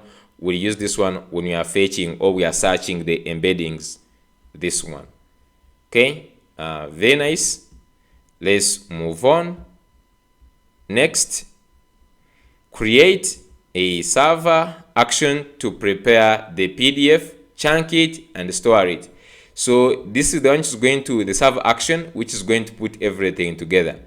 Now, when I was watching the other tutorial for Rav, it's Rav or Raj, didn't talk about this. This is supposed to run, when you're going to run this, it has to run on the server. Either you run it in the API or in the server actions. So let's go and create this in the server actions. So you can easily go and do, for instance, actions, right click, and create actions / prepare .ts. Put this, and you are going to see that this one is putting together everything we did. Basically, it takes in a PDF source, and this a PDF source, if you remember the types, it can be a URL, a local, or a buffer. So in this case, we're going to use a URL from uploadthing, which gives us the actual PDF, and you tell them the source, which is going to be a string in that case, and then it first gets the client by using the Pinecone client. You remember this function. Now you can see we can console this, preparing chunks from the PDF, and then it gets the docs by getting get chunked documents from PDF. It takes in the source, and then we await embed and store. This one takes in the Pinecone client that we have here and the docs that we have here, and it embeds them, and you can see data embedded and stored in PineconeDB successfully. If there's any errors, we get them. So this is the one. Now from here, we actually now use this function to upload. Now we'll create these ones, the Langchain utils Langchain. We also need this one. This one is the one which is going to process. We're going to use this one later on.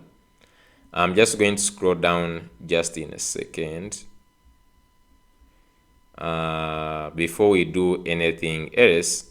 I'm just going to go to the place where we are going to upload, because we are just finishing up this first phase of getting the PDF and storing it in chunks. We want to test this part right now. At this point, we should be able to do that. So let's go ahead and create the upload component. We have already created that one, so we simply need to use this. And so let's create a new page and use it. So I'm just going to go here and create a new page file. I'm just going to say upload / page.tsx, and this is going to be a client component. So let's see how it is doing this. Let's add a button first. This button from shad. So shad. Okay, button installation and this. Okay, just like this. So we have everything we need. So we have the first step is going to be the file upload. So you can see here we first do the file upload, setting up creating the PDF file. So you can see we have this file set file, which is using the file props. The file props, we get them from this PDF file uploader, which is now okay at this point actually. The file uploader, you can see the file props is title, URL, size, and this. So we are going to be interested in the URL only in this case. So we have the upload component here, which is this one. Okay, I could even change it and use, instead of the button here, use the button. We could use the upload drop zone. So they all work. So you can just use a drop zone, or you can use the other one. However, we still have this thing. I don't know why at upload thing React still is giving us red. If you go back, like in the documentation, is where we got this. The PNPM React thing, like it does add the upload thing and the upload thing React, but I don't know why it is just like not doing its thing. We can check in the node modules, and we should be having upload thing and then React. Yeah, you can see it is there, upload thing React. Okay, this, I guess it will load at some point. Let's leave it. But we have the upload page ready. So I want to visit this page. Maybe we make it a little bit more better. I don't know. But let me start the server. npm dev.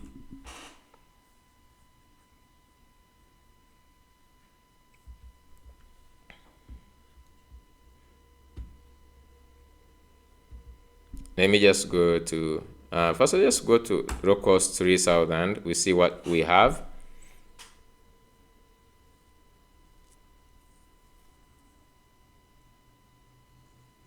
Okay, we have a new Next.js application. Let me just go to /upload.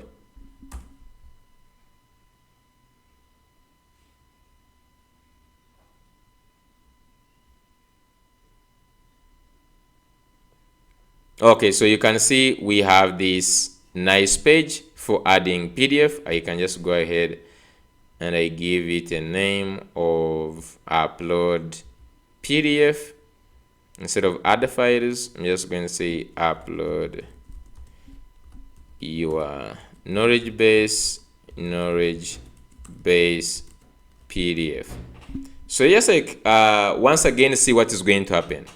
What is going to happen? We're going to upload this to upload thing. Upload thing will give us a file. We extract a URL. We create a PDF source. We can see our PDF source is type URL, and then this is the source, which is file.url. After getting this, we pass this source into the prepare function. If you go to the prepare, is waiting for the source, and it will first create a Pinecone client, and then it will get the chunks from the source. It gets us back the docs. We'll get the embeddings, and we store them in Pinecone. So after this, if it runs successfully, we should go to Pinecone here, and we should see another index. Okay, so let me just go ahead and run this. I don't know what is going to happen, guys. So, but we have our PDF source, which is this. Oh, by the way, which let's first confirm the source. Just going to get all these ones confusing me. I need the one that I prepared. It must be this one, knowledge base. Yes. Okay, so yes, it is this knowledge base. So just go ahead and choose the knowledge base, add, upload. So this is going to go ahead and do a lot of things. A lot of things, guys, that are happening. Let's go to the, just going to go here, and we see what is actually happening. So you can see the file URL was actually generated. Okay, so at this point we have the URL. Now upload to Pinecone. You see here, after getting this, I put, let's go back to the upload file. So after this, on this, I said if there is a file, then it can show the loading, or it shows this button which is going to handle this submit, which is upload to Pinecone, because I want to make sure you first upload, then after getting the file, then I initialize the submit, and the submit is just going to run these whole processes. So let's start. So I will also just right click, and I also just go in here so that I am having my two consoles. We have the one in the browser here, which actually gave us this URL, and we have also this console here. So let me also put this one here so that we have two consoles monitoring what is happening. So if I upload, it starts the building process. And if you just go down here, let's see if we are seeing anything on our console. Okay, probably there was an error. We have to cross check and know why, because even this was not initiated.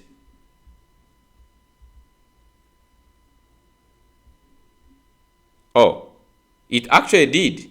I was looking in the wrong side of things, guys. So you can see it prepared chunks, pairing chunks from the PDF file, loading 7 chunks. So it divided into 7 chunks into the Pinecone, data embedded and stored in Pinecone index successfully. So this worked successfully. I was like, must have gotten a problem. So let's go to our PineconeDB and check. Let me just refresh. If I have another index, come on. Nice, nice. So you see, we have another index, which is nwhat index. If I just click on it, it will have the other 7 chunks. You can see matches 7. They divided 7 chunks. Okay, so everything is nice. I'm happy, guys. So let's go now to the next step of this site. So we are done with this first step. We got the PDF URL, get the chunks, embedded them, stored the embeddings. Now let's go to the next step. So the next step is the one of building the chat UI and everything. So let's go to that. So let's start from up. Let me scroll up to where we had stopped. Okay, so we can start. We have stored the DB, so we have also created the action. So now we have also this. So let's create this Langchain API. So this Langchain is just going to work in retrieving everything and also preparing the thing. So let's go here and create this Langchain.ts, copy everything here. And let me go to utils lib, and let's create Langchain.ts,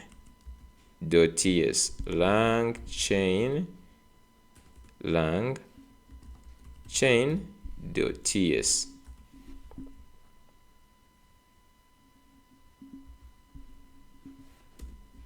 Okay, so this one, what is just having, it is having some questions, and we might not even use these ones. But what it is having, it has this process user messages. We are in this part here, the second part of things, this one. So you can see when a user asks a question, we still ask this, the LLM, okay, to do this. So we still have LLMs in very multiple places doing different things. So in this case, this one is the one that prepares the message. So it takes in the user prompt, the conversation history, the vector store, and the model. So if you just look at what it takes in, it's taking in your user prompt, what you have searched, what is this hub or what is nwhat, and then takes in the conversation history. Do you have any other history? And then takes in also the vector store, meaning it's going to take in the store, okay, and it's going to be comparing things here. So if you see, it gets the model. You can see I'm using Turbo 3.5 Turbo. You can put also 4.0. They all work. You can just like put, for instance, 4 or I think it's 4 or like this. But I'm just using this one. Is more cheaper. This one is more cheaper. And temperature, you can actually just like put 0. You don't want it to variate or just to go very far, like in variating from what is in the documentation. So just like put 0, 0.1, something very small. Then you can see here it generates the inquiry and it is piping, and this is why I got a lot of errors. This one was very hard to pull off. It took me, by the way, 24 about like the full day working on this project to set up all these things to work. So you have this inquiry prompt which is piping the which pipes the model, and it passes the output. This is for streaming, and then it will invoke. This is how it pipes. You can just go and see how this one works. The piping in the V1 and the V2, they are typically different.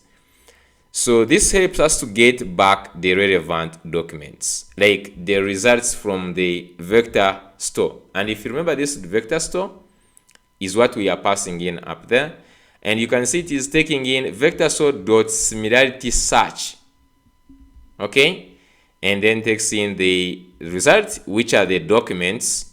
This inquiry results is these things it's going to find here, which takes in the user prompt and the conversation history. So if you look at this, what we are doing at this point, this is here, where you put in the question and it is combining them here. You see, the LLM combines the user prompt, and it returns back searches and returns back the results. So that's why it is taking in this user prompt and the history, and we get back relevant documents, and then we map these documents. Okay, and this is what you are going to pass in as a QA prompt.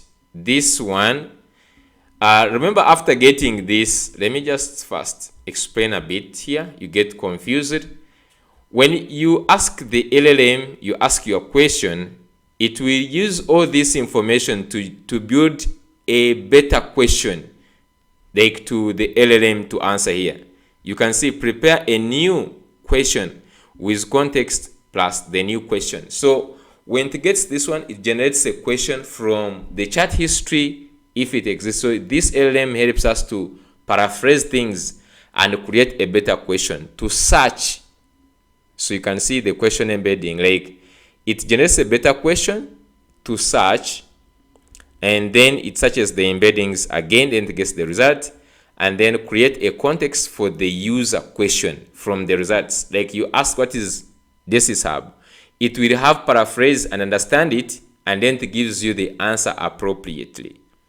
It will prepare this and it gives you back this. That's why we are actually doing this QA prompt. If you look at where we're getting this QA prompt, we have this QA prompt here, the messages, and you can see here what it is saying. In this template, so we have the two templates.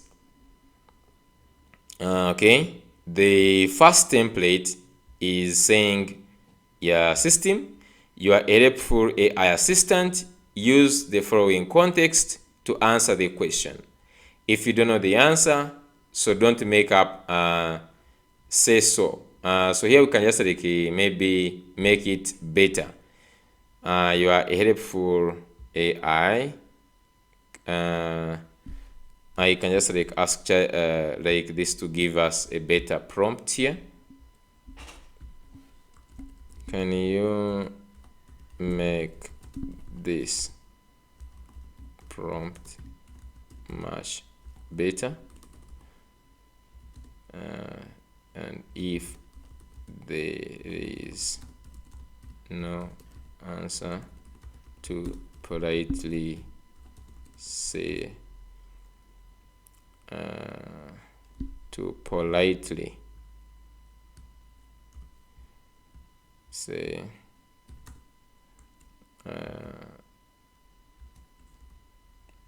I'm not having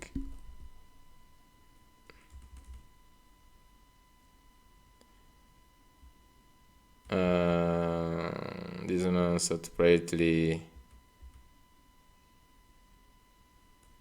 say. I just first say here, just to paste this. I'm just going to paste this and see what it's going to give me. Okay, so I'm just going to see here. Oh, you're an AI assistant specialized in this. You are an AI assistant specialized in providing accurate, context-based responses. Follow the guidelines. So here, context usage. Carefully analyze the provided context before answering. Base your responses primarily on the given context. Cite specific parts of the context. Support your answers for if multiple contexts are relevant. Synthesize information appropriately. Guidelines. Accuracy, transparency, knowledge boundaries. If the question cannot be answered using the provided context, say so.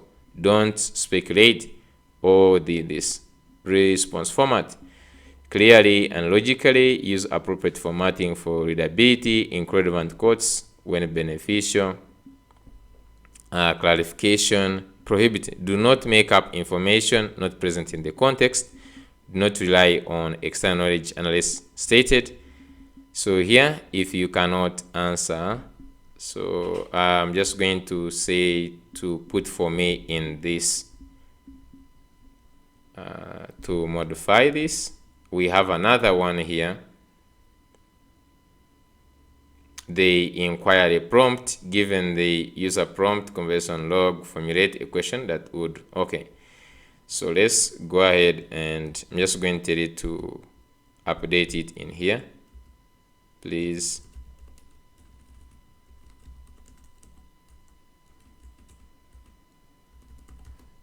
update the prompt here. So I'm just going to add it here so that you can just like have a beta one. So if you can just like have it a beta one, that is much better. I'm just going to copy this, and this is my QA prompt. Okay, so I just updated the QA prompt. So it's really just using here. You can see we get this and we are piping them here. QA prompt dot pipe model dot pipe this and then dot invoke. And if you look at the QA, it is actually using a model. You can see it is getting this chat template. Chat prompt template comes from, we import these ones, the chat prompt. I don't know, I'm not sure if we're using the right thing here. The QA.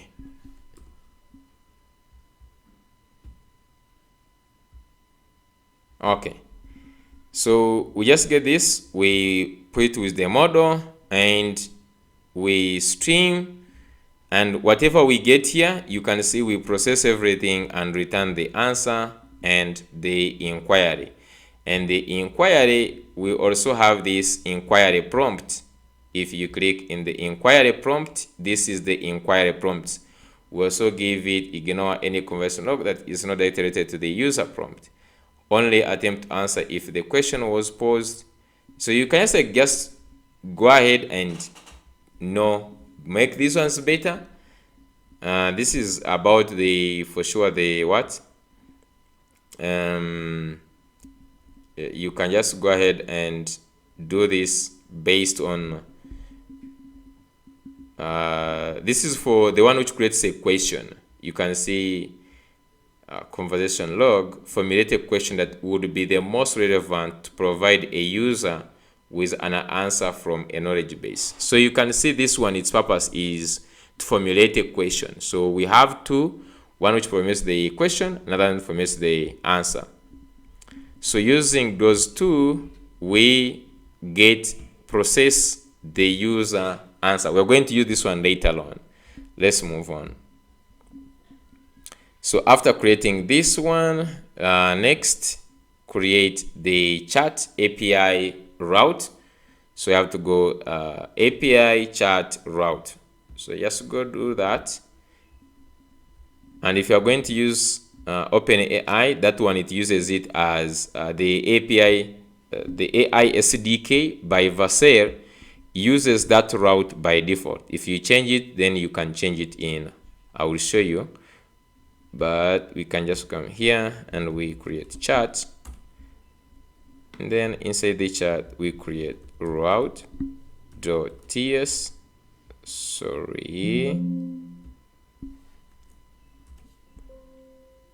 inside the chat, create a new file called route.ts. Paste this. So this is the chat. Now if you just go in the chat, we are going to be using the AI SDK, okay, and you can see we receive the messages from whatever the user is searching, and this is what we pass in this current question. And you will see that here we are processing somewhere. Get this, process the user messages. You see this one, but for now let's just first go through this. Let's first install this, the AI SDK. So you can just go and look for the you can just say Vassar AI SDK. So they have this AI SDK here. So you can just get started by they have rag chat, next node. They have a lot of things here. Streaming, we're going to look at streaming. It is streaming was really hard to understand actually. So the SDK helps you to chat very well with these. Like, I don't know where you can just like get the installation, guys. I wish I could show you, but it is PNPM add AI. I want just like to have where you can get started. Docs. And you see it has all these Geminis and what you can use all these ones. Okay, I wanted to see if we can just get frameworks. They have the starter kits a lot. You can just use here. I can just like search here. Can I search like installation or something?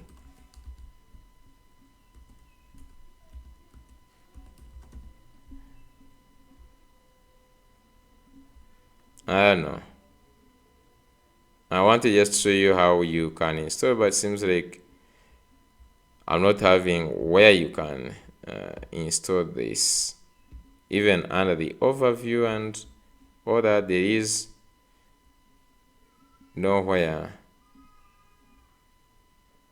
It has all these stuff here, like the compression. But you can just go on to this on the installation PNPM add AI. So you can just like see we are importing from AI. So just simply add AI. Just notice the Vassar SDK. So go below here and add this. Okay. Now you can see we are, first of all, things we have here, get vector store. This is coming from the vector store we created. This is the one which is getting the stored, it gets the stored chunk, the stored embeddings. This one gets the stored embeddings. And then we have the chat OpenAI from Langchain OpenAI. So we use all those ones starting from here. You see we create the model, so inside the model and the vector store. So you can see here, I'm also just going to put this one I think at 0.1. I don't know for this model, I don't know if you just like put 0.1 not to be verbose. Okay, just get this, create the model, and this model we are going to pass it down here where we have on prepare process this. You can see we pass in the model. Then we get the Pinecone client. We remember this, we created this. Then we get the store. Then we pass, and this pass, as I told you, this one is for streaming. And then we pass all these ones in the process user message. And outside that, we remember this one returns two things: the answer plus the prompt, I guess. If you just go into this one, it returns two things. It returns the answer and the inquiry. We are not interested in the inquiry. We want the answer. So we extract the answer.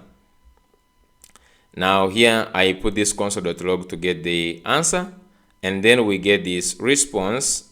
We chain it on Langchain adapter. You can also just see this Langchain adapter, and this, I think this one is in the AI SDK here. Let me see, either it is here or if just like it is here, Langchain adapter. So you can see how they use this to data response. Okay, and this is just like in the new version. Also, the AI SDK had released a new version. So I was just also just understanding, putting everything together. But you can see this is how you get the stream, convert the stream. Using the adapter, you convert the message into stream using this Langchain adapter to data stream response, and then we pass in the answer, the one we want to stream.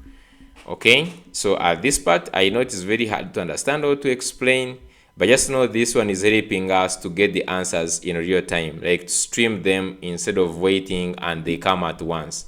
We stream word by word. So that one should just like give us everything we need. We have no errors here. Let's continue. So let's go ahead. We have created the chat API. Now we need to create the chat interface itself. So in the page, let's add this. So let's go to app. Let's go to page, and here I'm just going to update this. So here you can see we have one component. I don't need the dark mode. I'm just going to only have some text here. I'm just going to call this one NWAT custom assistant.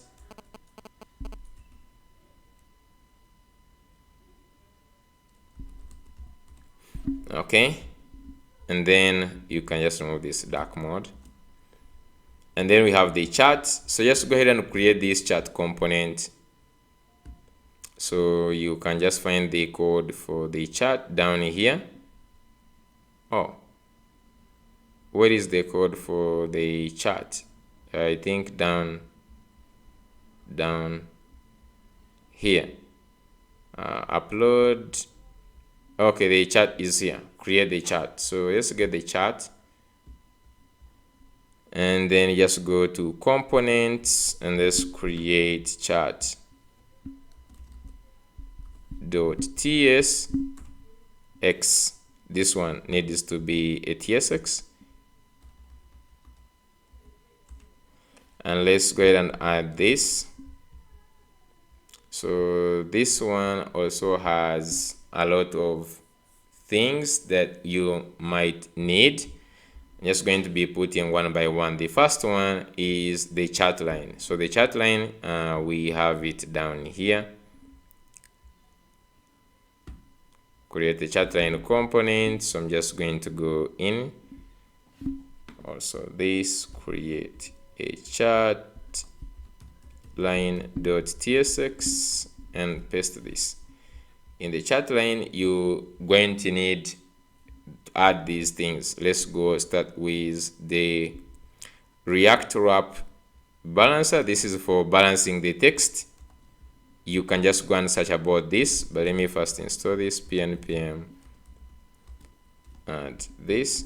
You can just go and search about this package of React balancer. The package is here and it is for balancing the text. You can see they have an example here with or without React balancer. So this is to modify the chat. Then let's add these components from shad.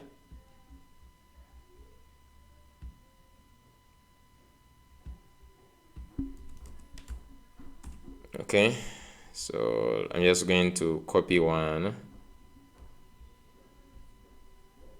like the card.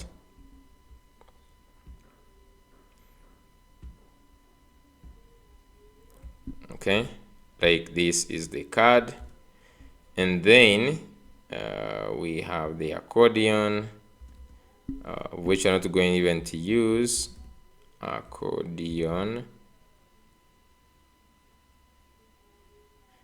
and then we have React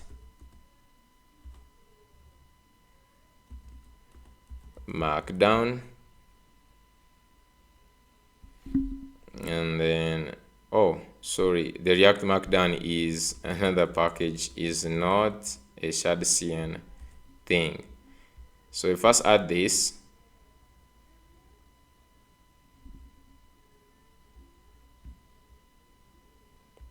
And then we're going to add the React Markdown. So let's go ahead and just say npm add React Markdown, just like this. Okay, so we'll be done with everything in this. Let's go back to the chat. So we have the chat line. I believe we can just like do this. Make sure the chat line is exporting the chat line, and then we use this chat line here. So could just go ahead and just say chat line. Okay, let's go to the next one. There is input and the spinner. So I'm just going to say input.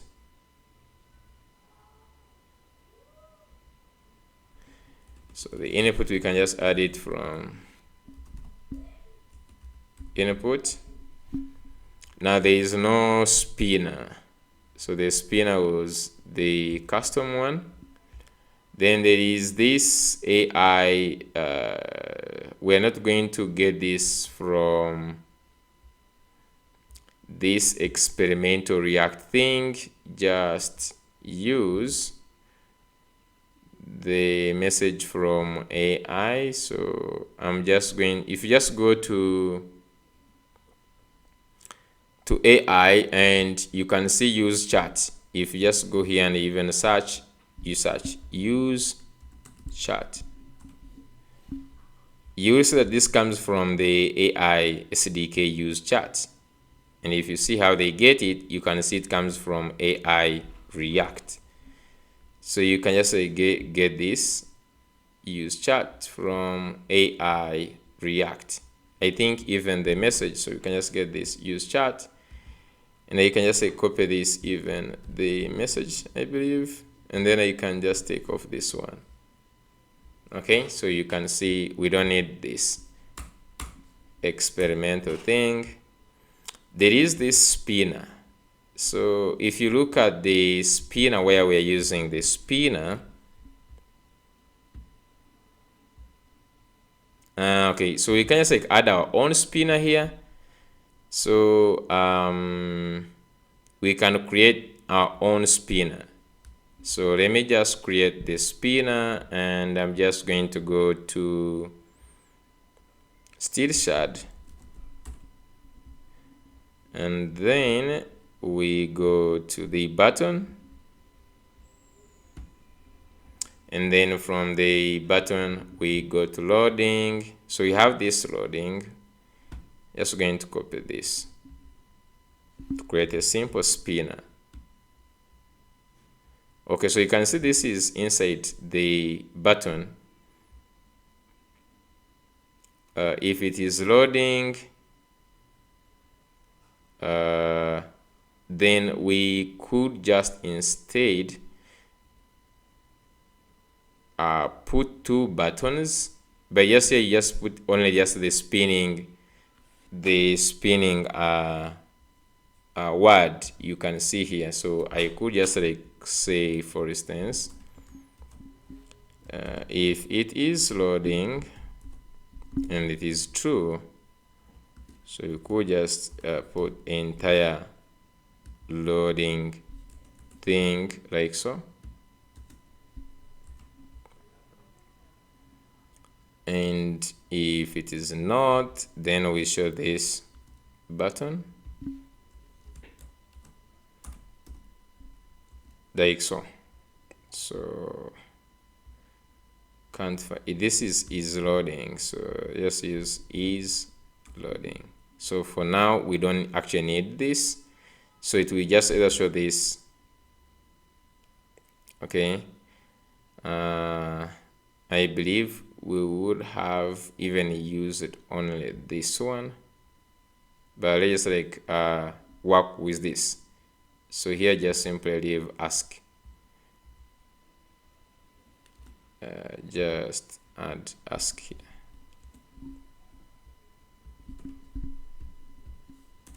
Okay, so we have this chat. We still have some errors. Let's go ahead and get this. So the spinner, we don't need it. So down here, we have this container ref, which if you look at this, these are the types. Okay. Nar is not assignable type HTML element. This is a div element type nar, assignable type this. So this has this nar here, and I don't know if you cannot remove it. If you look at this HTML div element or not assignable type HTML element. I don't know how to handle the types there. So we just even put HTML element, and then to just be saying type nar. Okay. The problem if you remove this and even this, you don't have what to give it by default. That's the problem. But that one has no problem. Even this ref has no problem.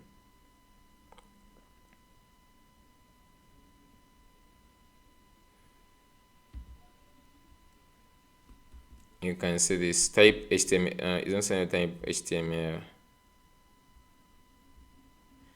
So you could, this was HTML what? HTML div element. Yeah. So that's it. Then for the source, we had this on the sources, simply remove everything and simply leave an empty array just like this on the sources. And then we still have one, which is this. Okay, so we are good. Let's see in the chat line. What error do we have? Okay, it is on this linked. Just remove this. And then in this, we are having only this one. I don't know how to solve this one for sure. Okay, so right now we are good. For this message now, we can get this from the AI. Okay, this message comes from the AI. So right now we are good. Okay, everything looks to be good. Let's go to the documentation one more time. We have the chat. Okay, so we are at the end. Now we need to test. Let's first go and see if the chat is there.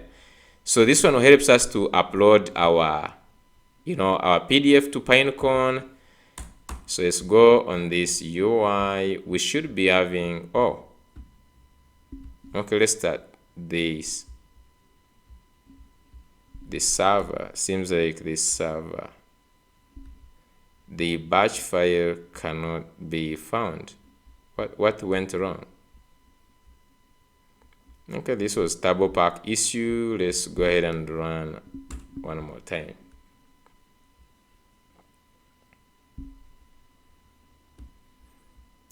Okay, so now what I just want to see now is Arch trying to test everything that we have done now. Okay, we have done a lot of things, I believe.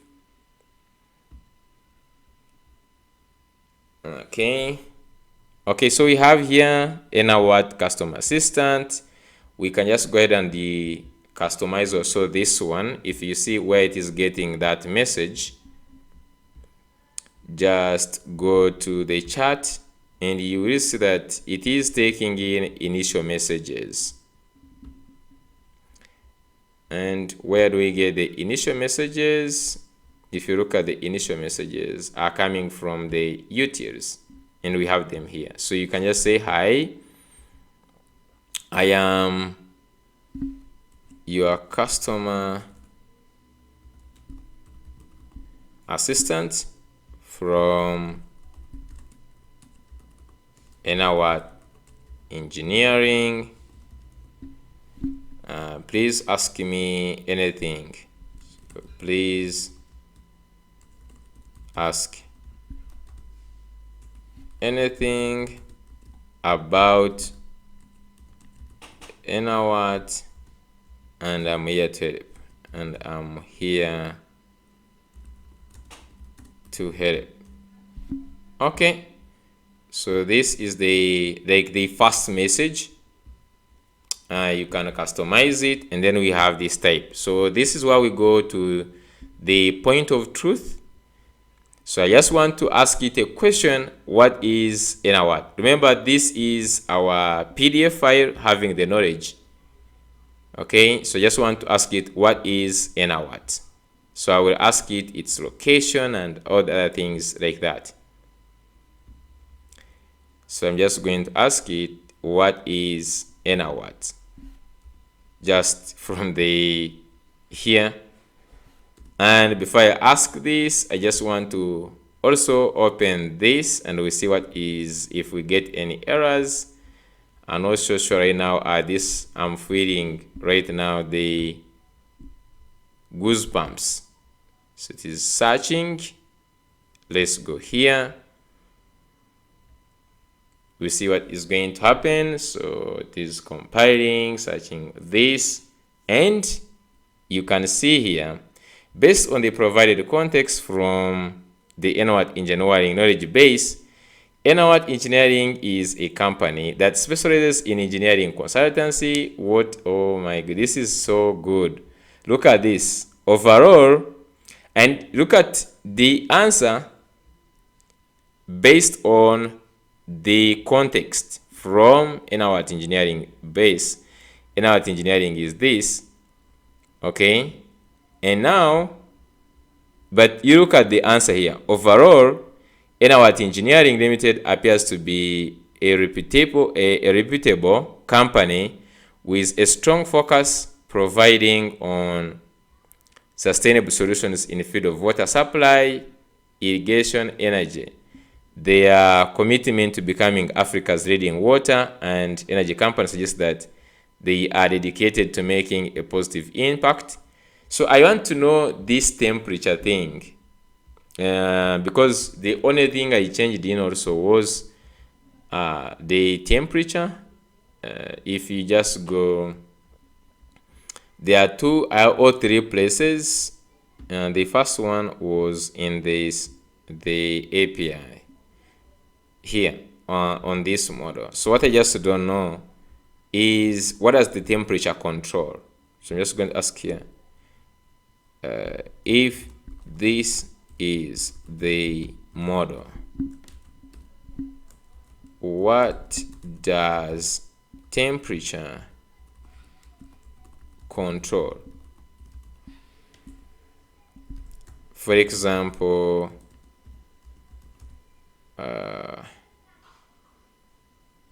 what does a value close to zero mean, and a value close to 1 mean?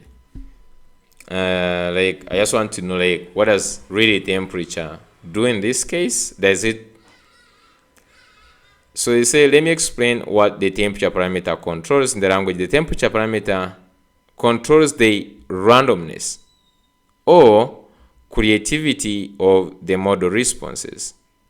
For instance, close to 0, like 0.1, more focused, deterministic, and consistent responses, highly likely to pick the most probable next token each time. Better for factual tasks, technical writing, or when you need reliable or depictable. Good for code generation, factual, Q&A, and data analysis. So this is close to 1, more random, creative, diverse. So yeah, so putting it close to 0 was okay. So you can see it gave us here. Let me ask it another question. Where is what located.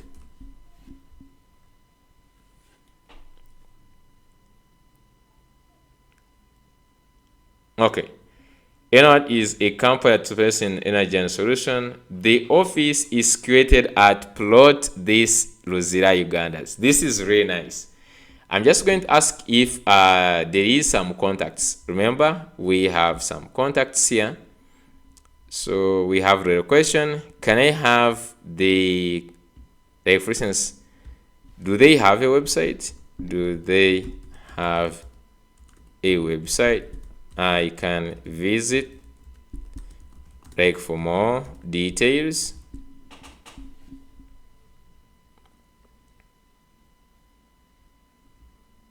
And you can see like it streams.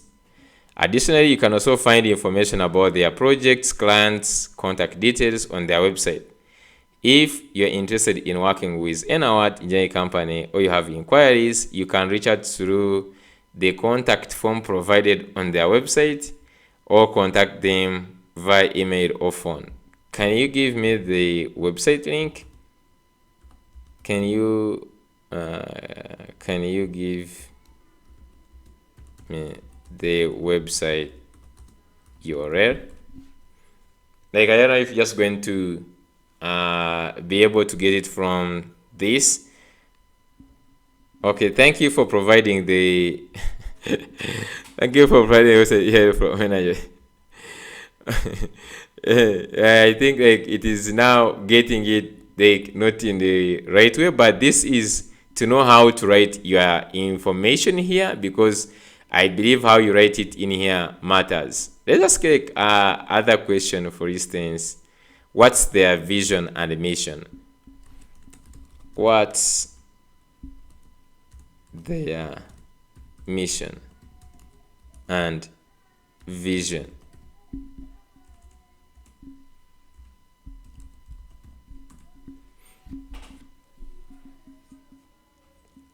I don't know, like if just like I've not just put like anyone like, so you can see here they're saying Enowat Engineering aims to achieve its mission by providing innovative and sustainable solutions in order, and the company is committed in delivering high quality services that meet needs of its customers and contribute by combining this in order to raise its vision of becoming Africa's leading water and energy brand. Now, by the way, if you look at what comes back, if you just go back here,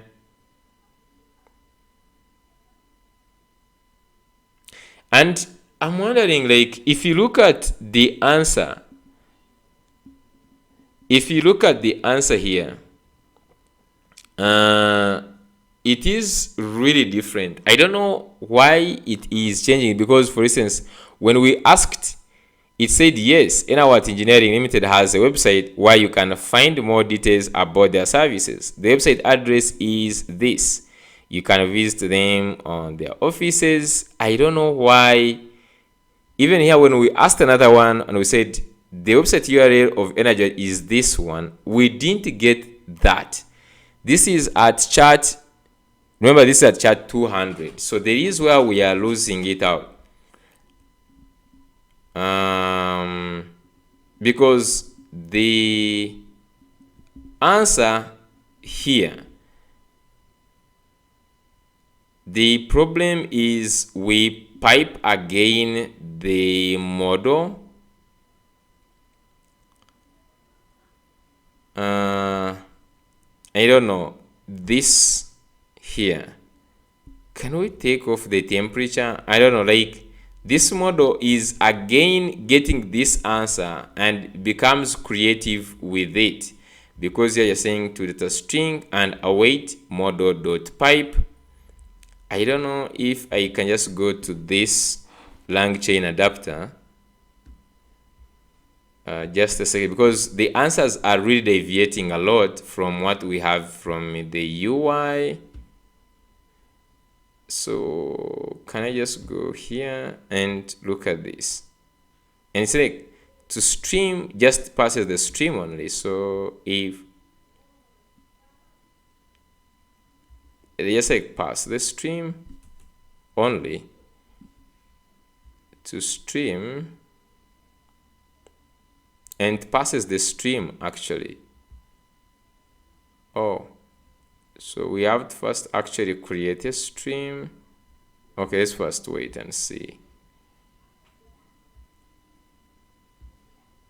Okay, this is the one we did all the things. So you have to do the model. Oh, temperature is 0. You can see the temperature is there, 0 there. So let's go ahead and do this. Stream the answer. Okay, I'll put the temperature to 0. Okay, and let's go ahead back to our site.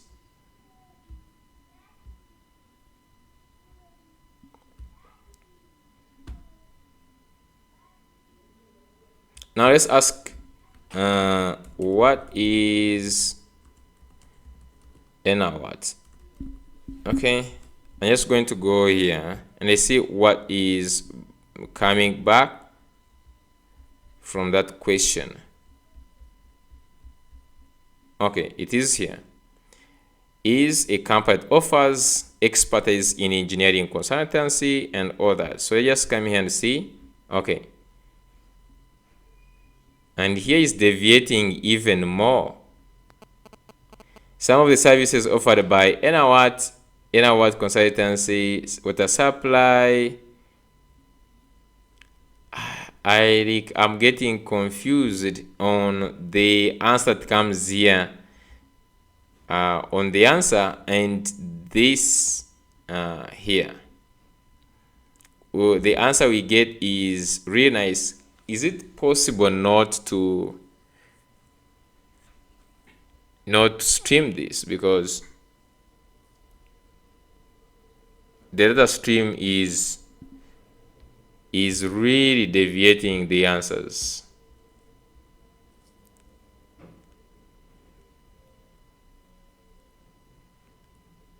I don't know why. It is deviating the answers a lot.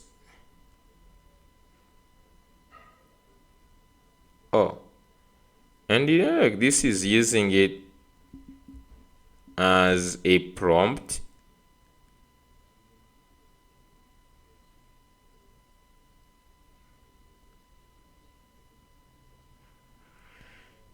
Convert this.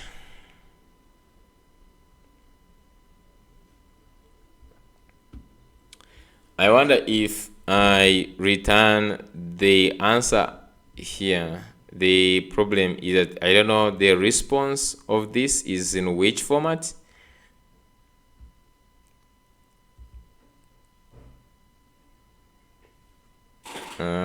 The response here, if you don't want to stream,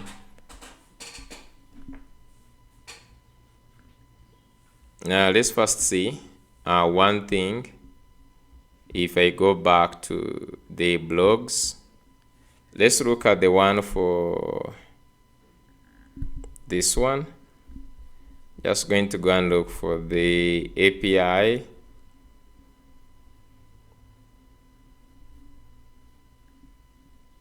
It doesn't have the API. It must be. So for here, it just like returns, it gets the text and just like returns new response text. Okay, if you just like if you just say new response of answer.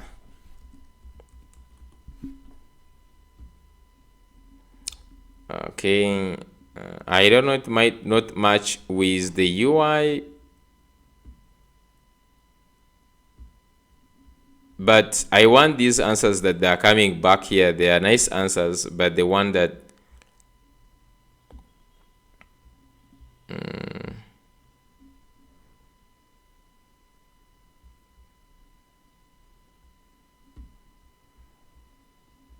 this go back to the app. What is And now what? The problem with this, it doesn't stream.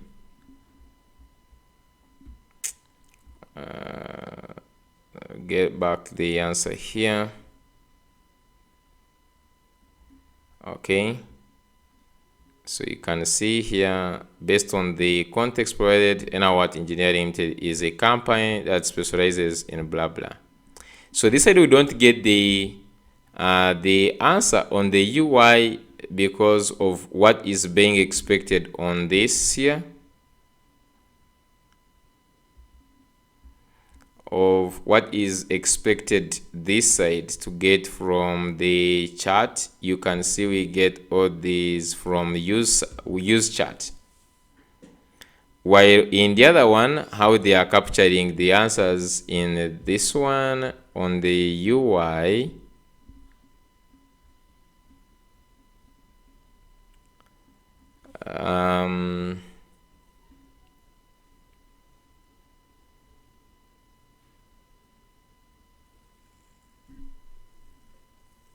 you simply get it from await response day.text. This is how you get the whatever we are sending back. I'm just going to look for ways. Can we just first go back here? This response, how do I make sure that it doesn't change it? It turns out what we get here is nice, but then this one, it validates it. Maybe we just ask GPT. I'm just going to copy this.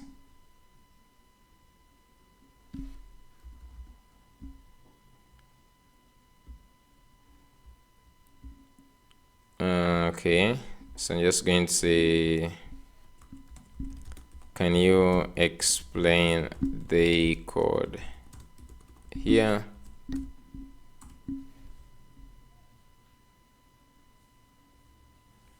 So you say processing user message.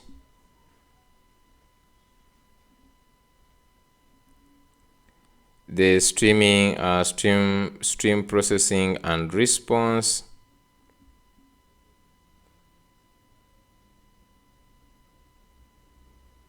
Model.pipe parser and then .stream response. Okay, so let me just, for instance, give it the two answers.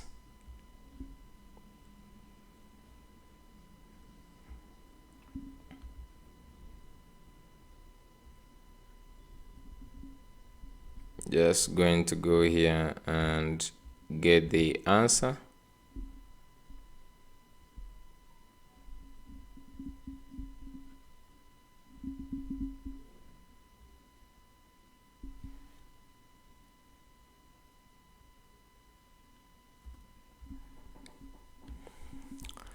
So I'm just going to say here, the problem I have is that the streaming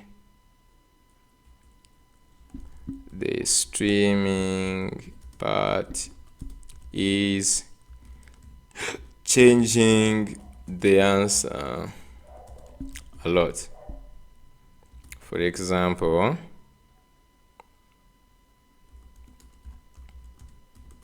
here is the console for the answer. Okay.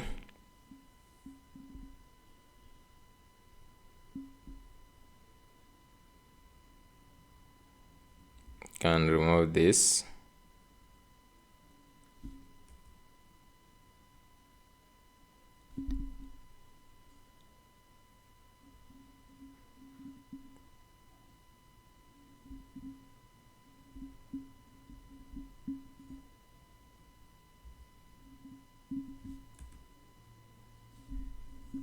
Okay, and then and here is the response that is sent to the user. So let's go and copy the what was sent to the user.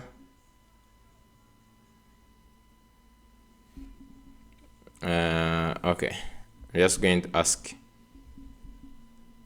Let me reload and maybe ask what is an award.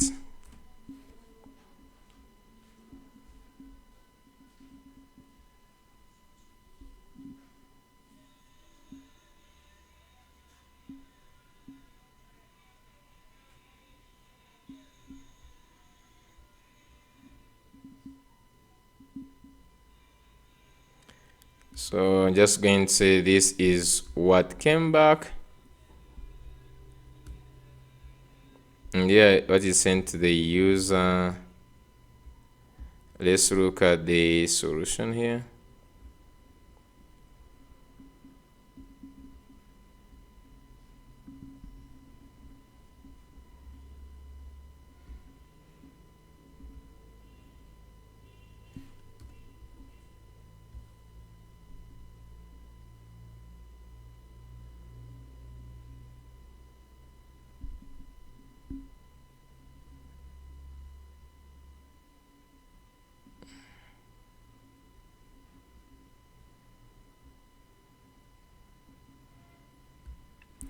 I'm trying to figure out the problem here. So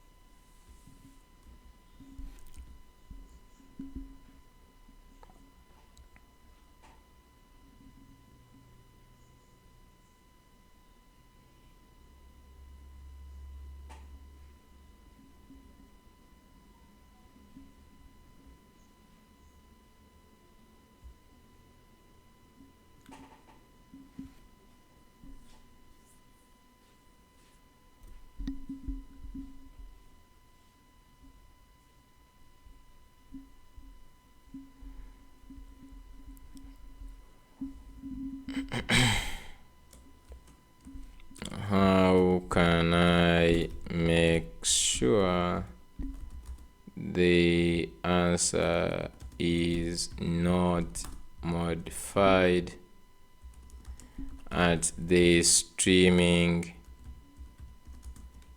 step? I can't believe like the answers are so much different.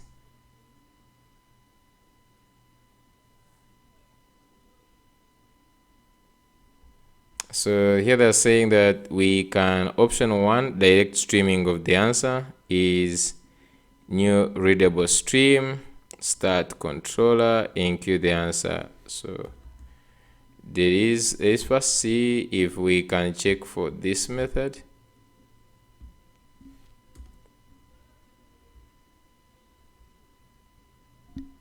Readable stream. I'm not seeing readable stream from OpenAI.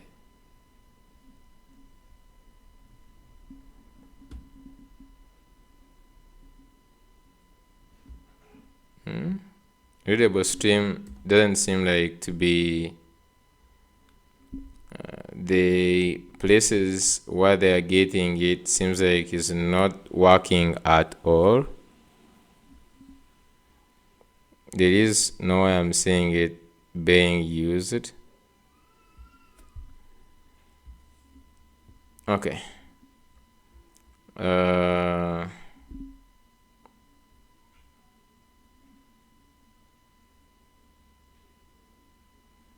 Let's see another part.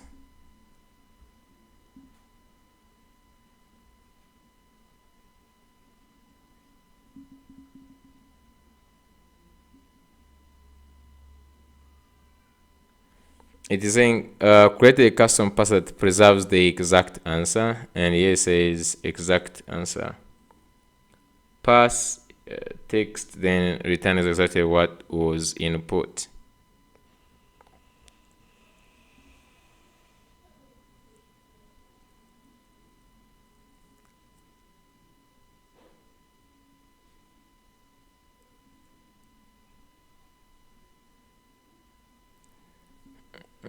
Then modify the Langchain adapter.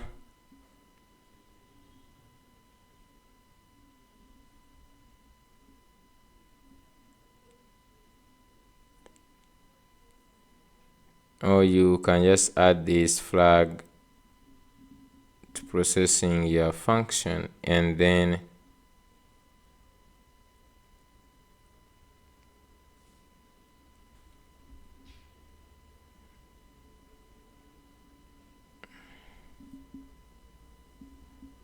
I don't know which one even we can use.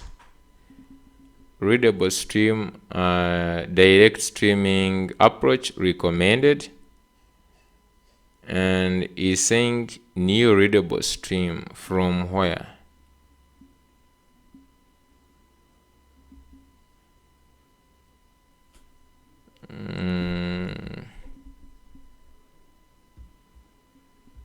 We can just search for just a new random new readable stream. Oh, it is a web API. Represents a readable stream of byte data. Okay, let's try to see if this has anything it can do. You can just like and then return the response. Would this be in the same response, the one of the OpenAI? I'm not sure about that. They just comment this, and then okay, let me just go and see. But this, I don't think it has the same object. Refresh.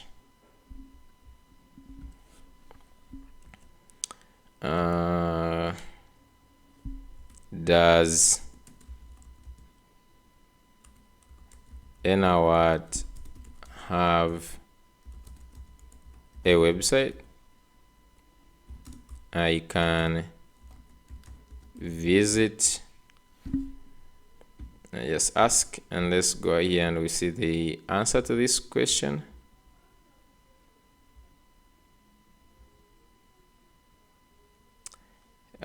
We have some error here. Answer NWAT website address is this error. No response is returned from the route.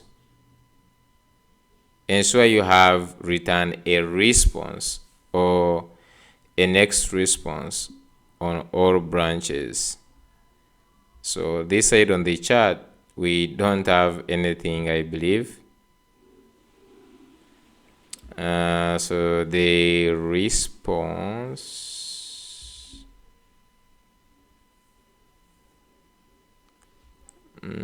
I don't know, like the response that this readable stream returns.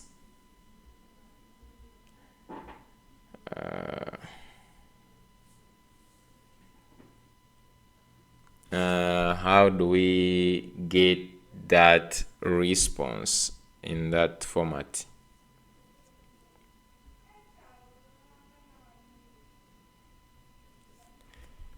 Okay.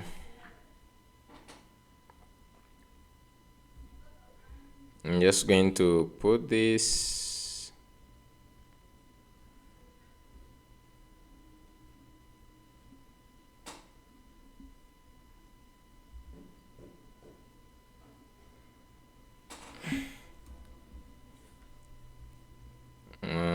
I don't know if I could just ask or V0 about this, because it might be having a better knowledge. Let me see what this one can do.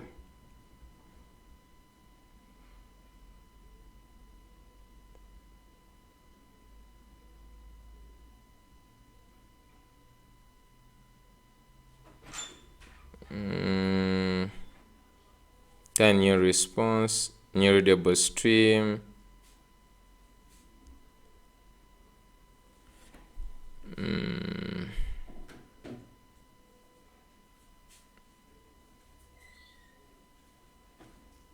I like there's JSON of the answer return as a JSON. Like I don't know what this one is expecting.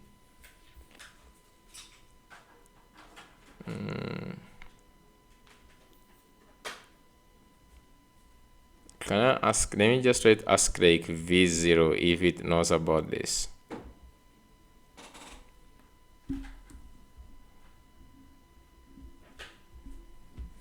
I'm just going to go here, ask v0.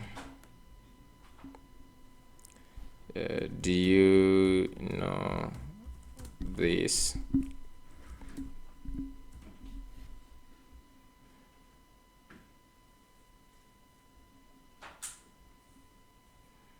Yes, I'm familiar with this. SDK to convert that blah blah. Okay, you can see it gave us the whole entire thing. Okay, nice.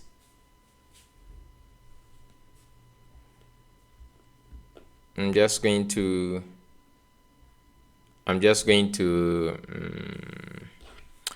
give it the problem we have and see maybe if it can solve it. I'm just going to go and copy this whole entire problem here.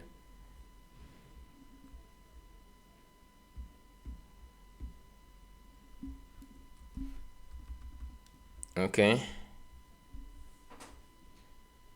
I'm just going to give it this first of all. Let me just give it my thing here. Okay. v0. I'm just going to say here is my chat route. And then let me present the problem now. So the problem we have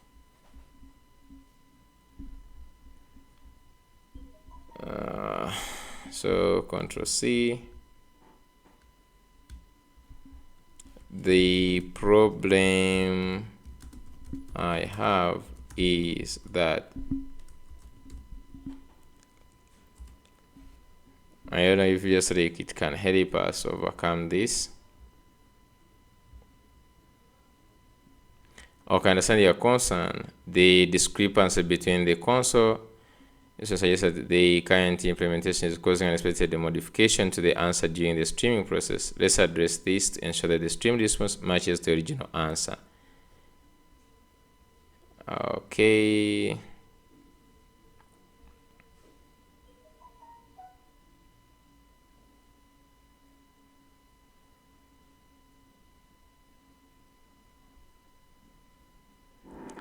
Okay, so it has another one. Is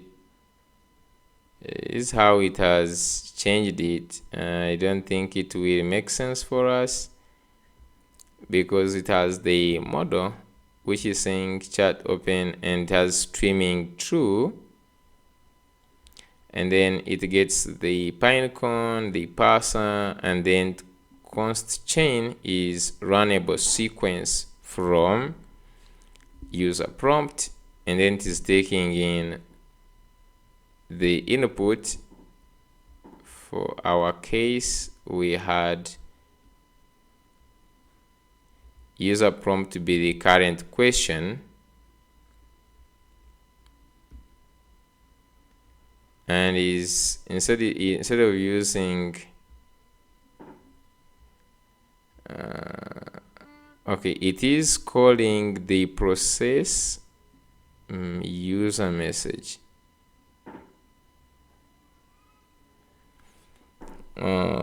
Vector store, then there's model, then it has, this will not work for us.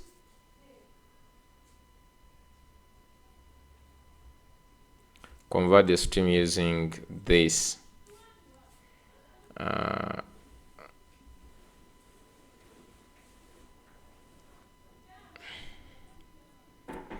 I'm just going to ask, since I have the answer I want, can't I just stream it directly?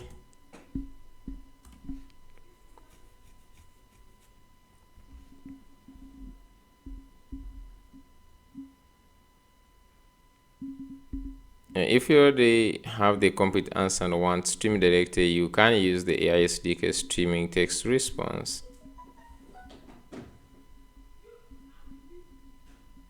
So we have the answer, and then it's saying create a readable. Okay, then new streaming text response. Okay. Okay, so let's see this. So you have the answer, then we get this readable. Let's get this streaming text response. Where do we get this?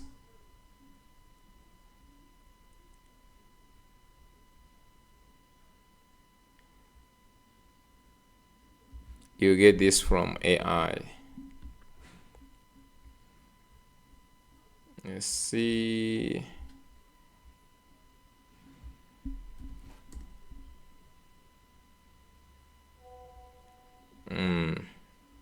Let me first check in the AI. It must be using the old version. Migrate. So you can see it is under the removed streaming text response. The streaming function has been removed. Please use stream text. So now this one is the one that you have to use.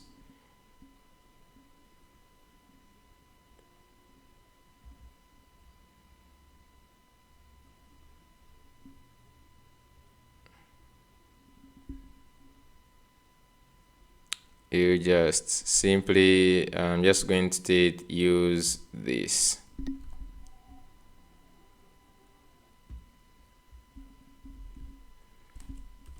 Please use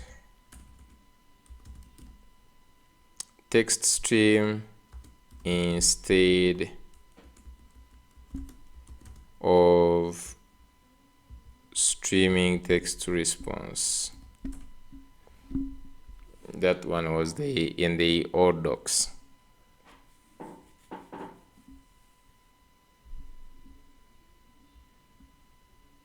I don't know if we're just going to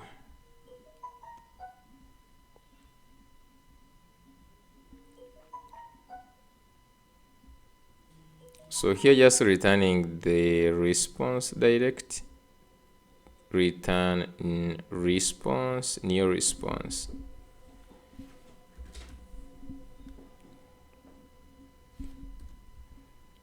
Let me see here.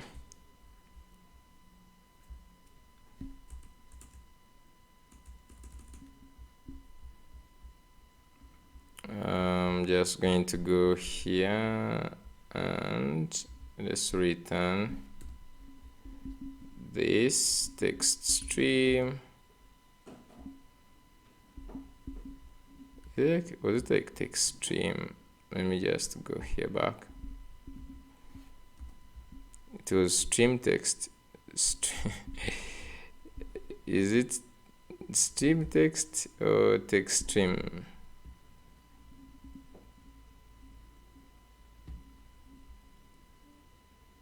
Yeah, please. It's I'm just confusing. It's this from the v4 of the AI.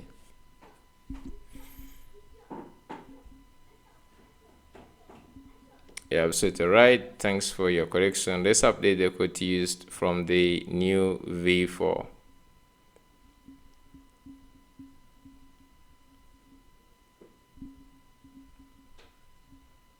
Okay, so I believe just like just see this.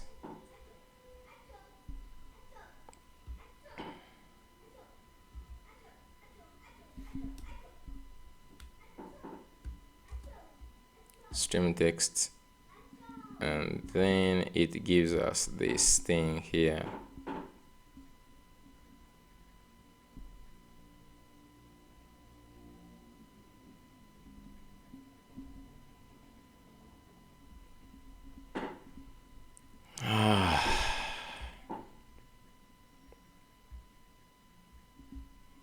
On completion, okay.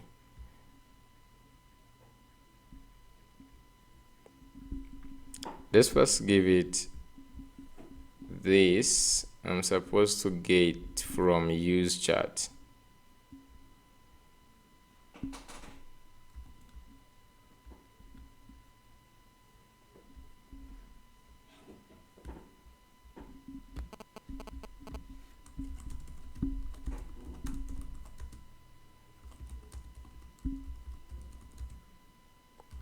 Like this.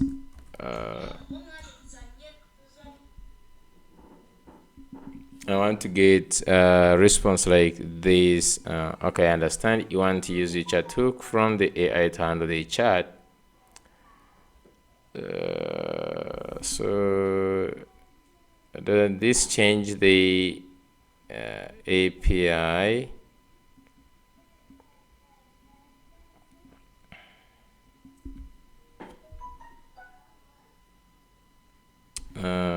Doesn't change the API route.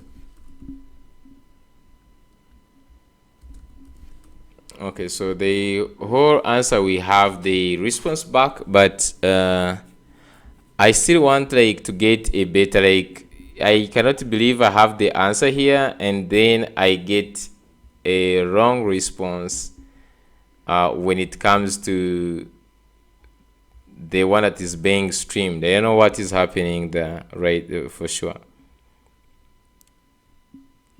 We don't need to change the API. Let's keep the existing API route, focus on updating the client side. I'm just going to simply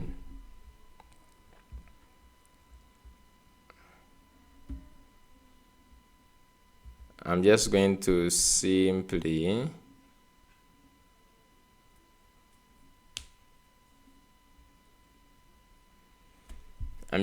simply go ahead and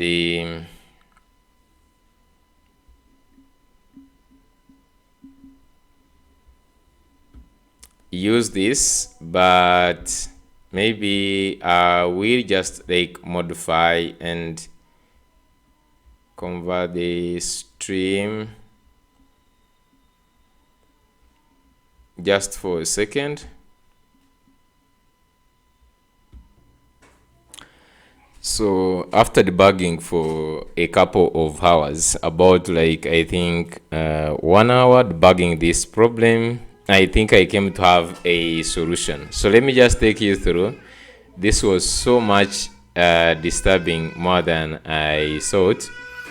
So basically what we are doing the stream 2 times. So already this one is actually a stream. So instead of just returning, we are doing it like this, where I was getting back the answer, and then I get this answer, I pass it here. So this one now, we get the stream from the process user. We get the stream, and then we pass this stream in this to data stream. We pass in this stream. And then if you just go and check in the process, I also modified here. So down here where we are returning the thing here, you see we had this one, generate the answer. We are getting the answer here. You can see I've commented or even removed this one. Now we simply return the qa.pipe model.pipe this. So we return this. This is the stream. Okay. So whatever we return here is the stream, and then we capture it here as a stream, and then it is what we pass in the Langchain. So now with that, if I just go and I ask, for instance, I ask, does NWhat have a website I can visit? Based on the context, engineering does have a website. The website address is this one. I can just say, what are some of the services do they provide? Okay, so this now, let's just, you can see here, NWhat provides a range of services, including engineering consultancy and other resources. So now it is actually answering accordingly. If we say, can I get a phone contact for NWhat? So just like see if they can get us like a phone contact. And then you see the phone contact for is provided in the context. You can reach either on the following number. So you can see they give us is provided in the context. You can reach them at either the following numbers. Okay, so you can see that now it is working properly. Okay, so thank you so much for watching this, and I have updated the documentation to match those two changes that I've made. If I can refresh and then go to, I think to, let me just go to this. Let me just go to see the chart. I just want to see if they have reflected. Okay, let me see if they have reflected in the route. You can see we get here the stream. So now we get the stream, and this is what we are passing in this one, in the Langchain adapter. So this is nice. So thank you so much for watching this video. I will see you in the next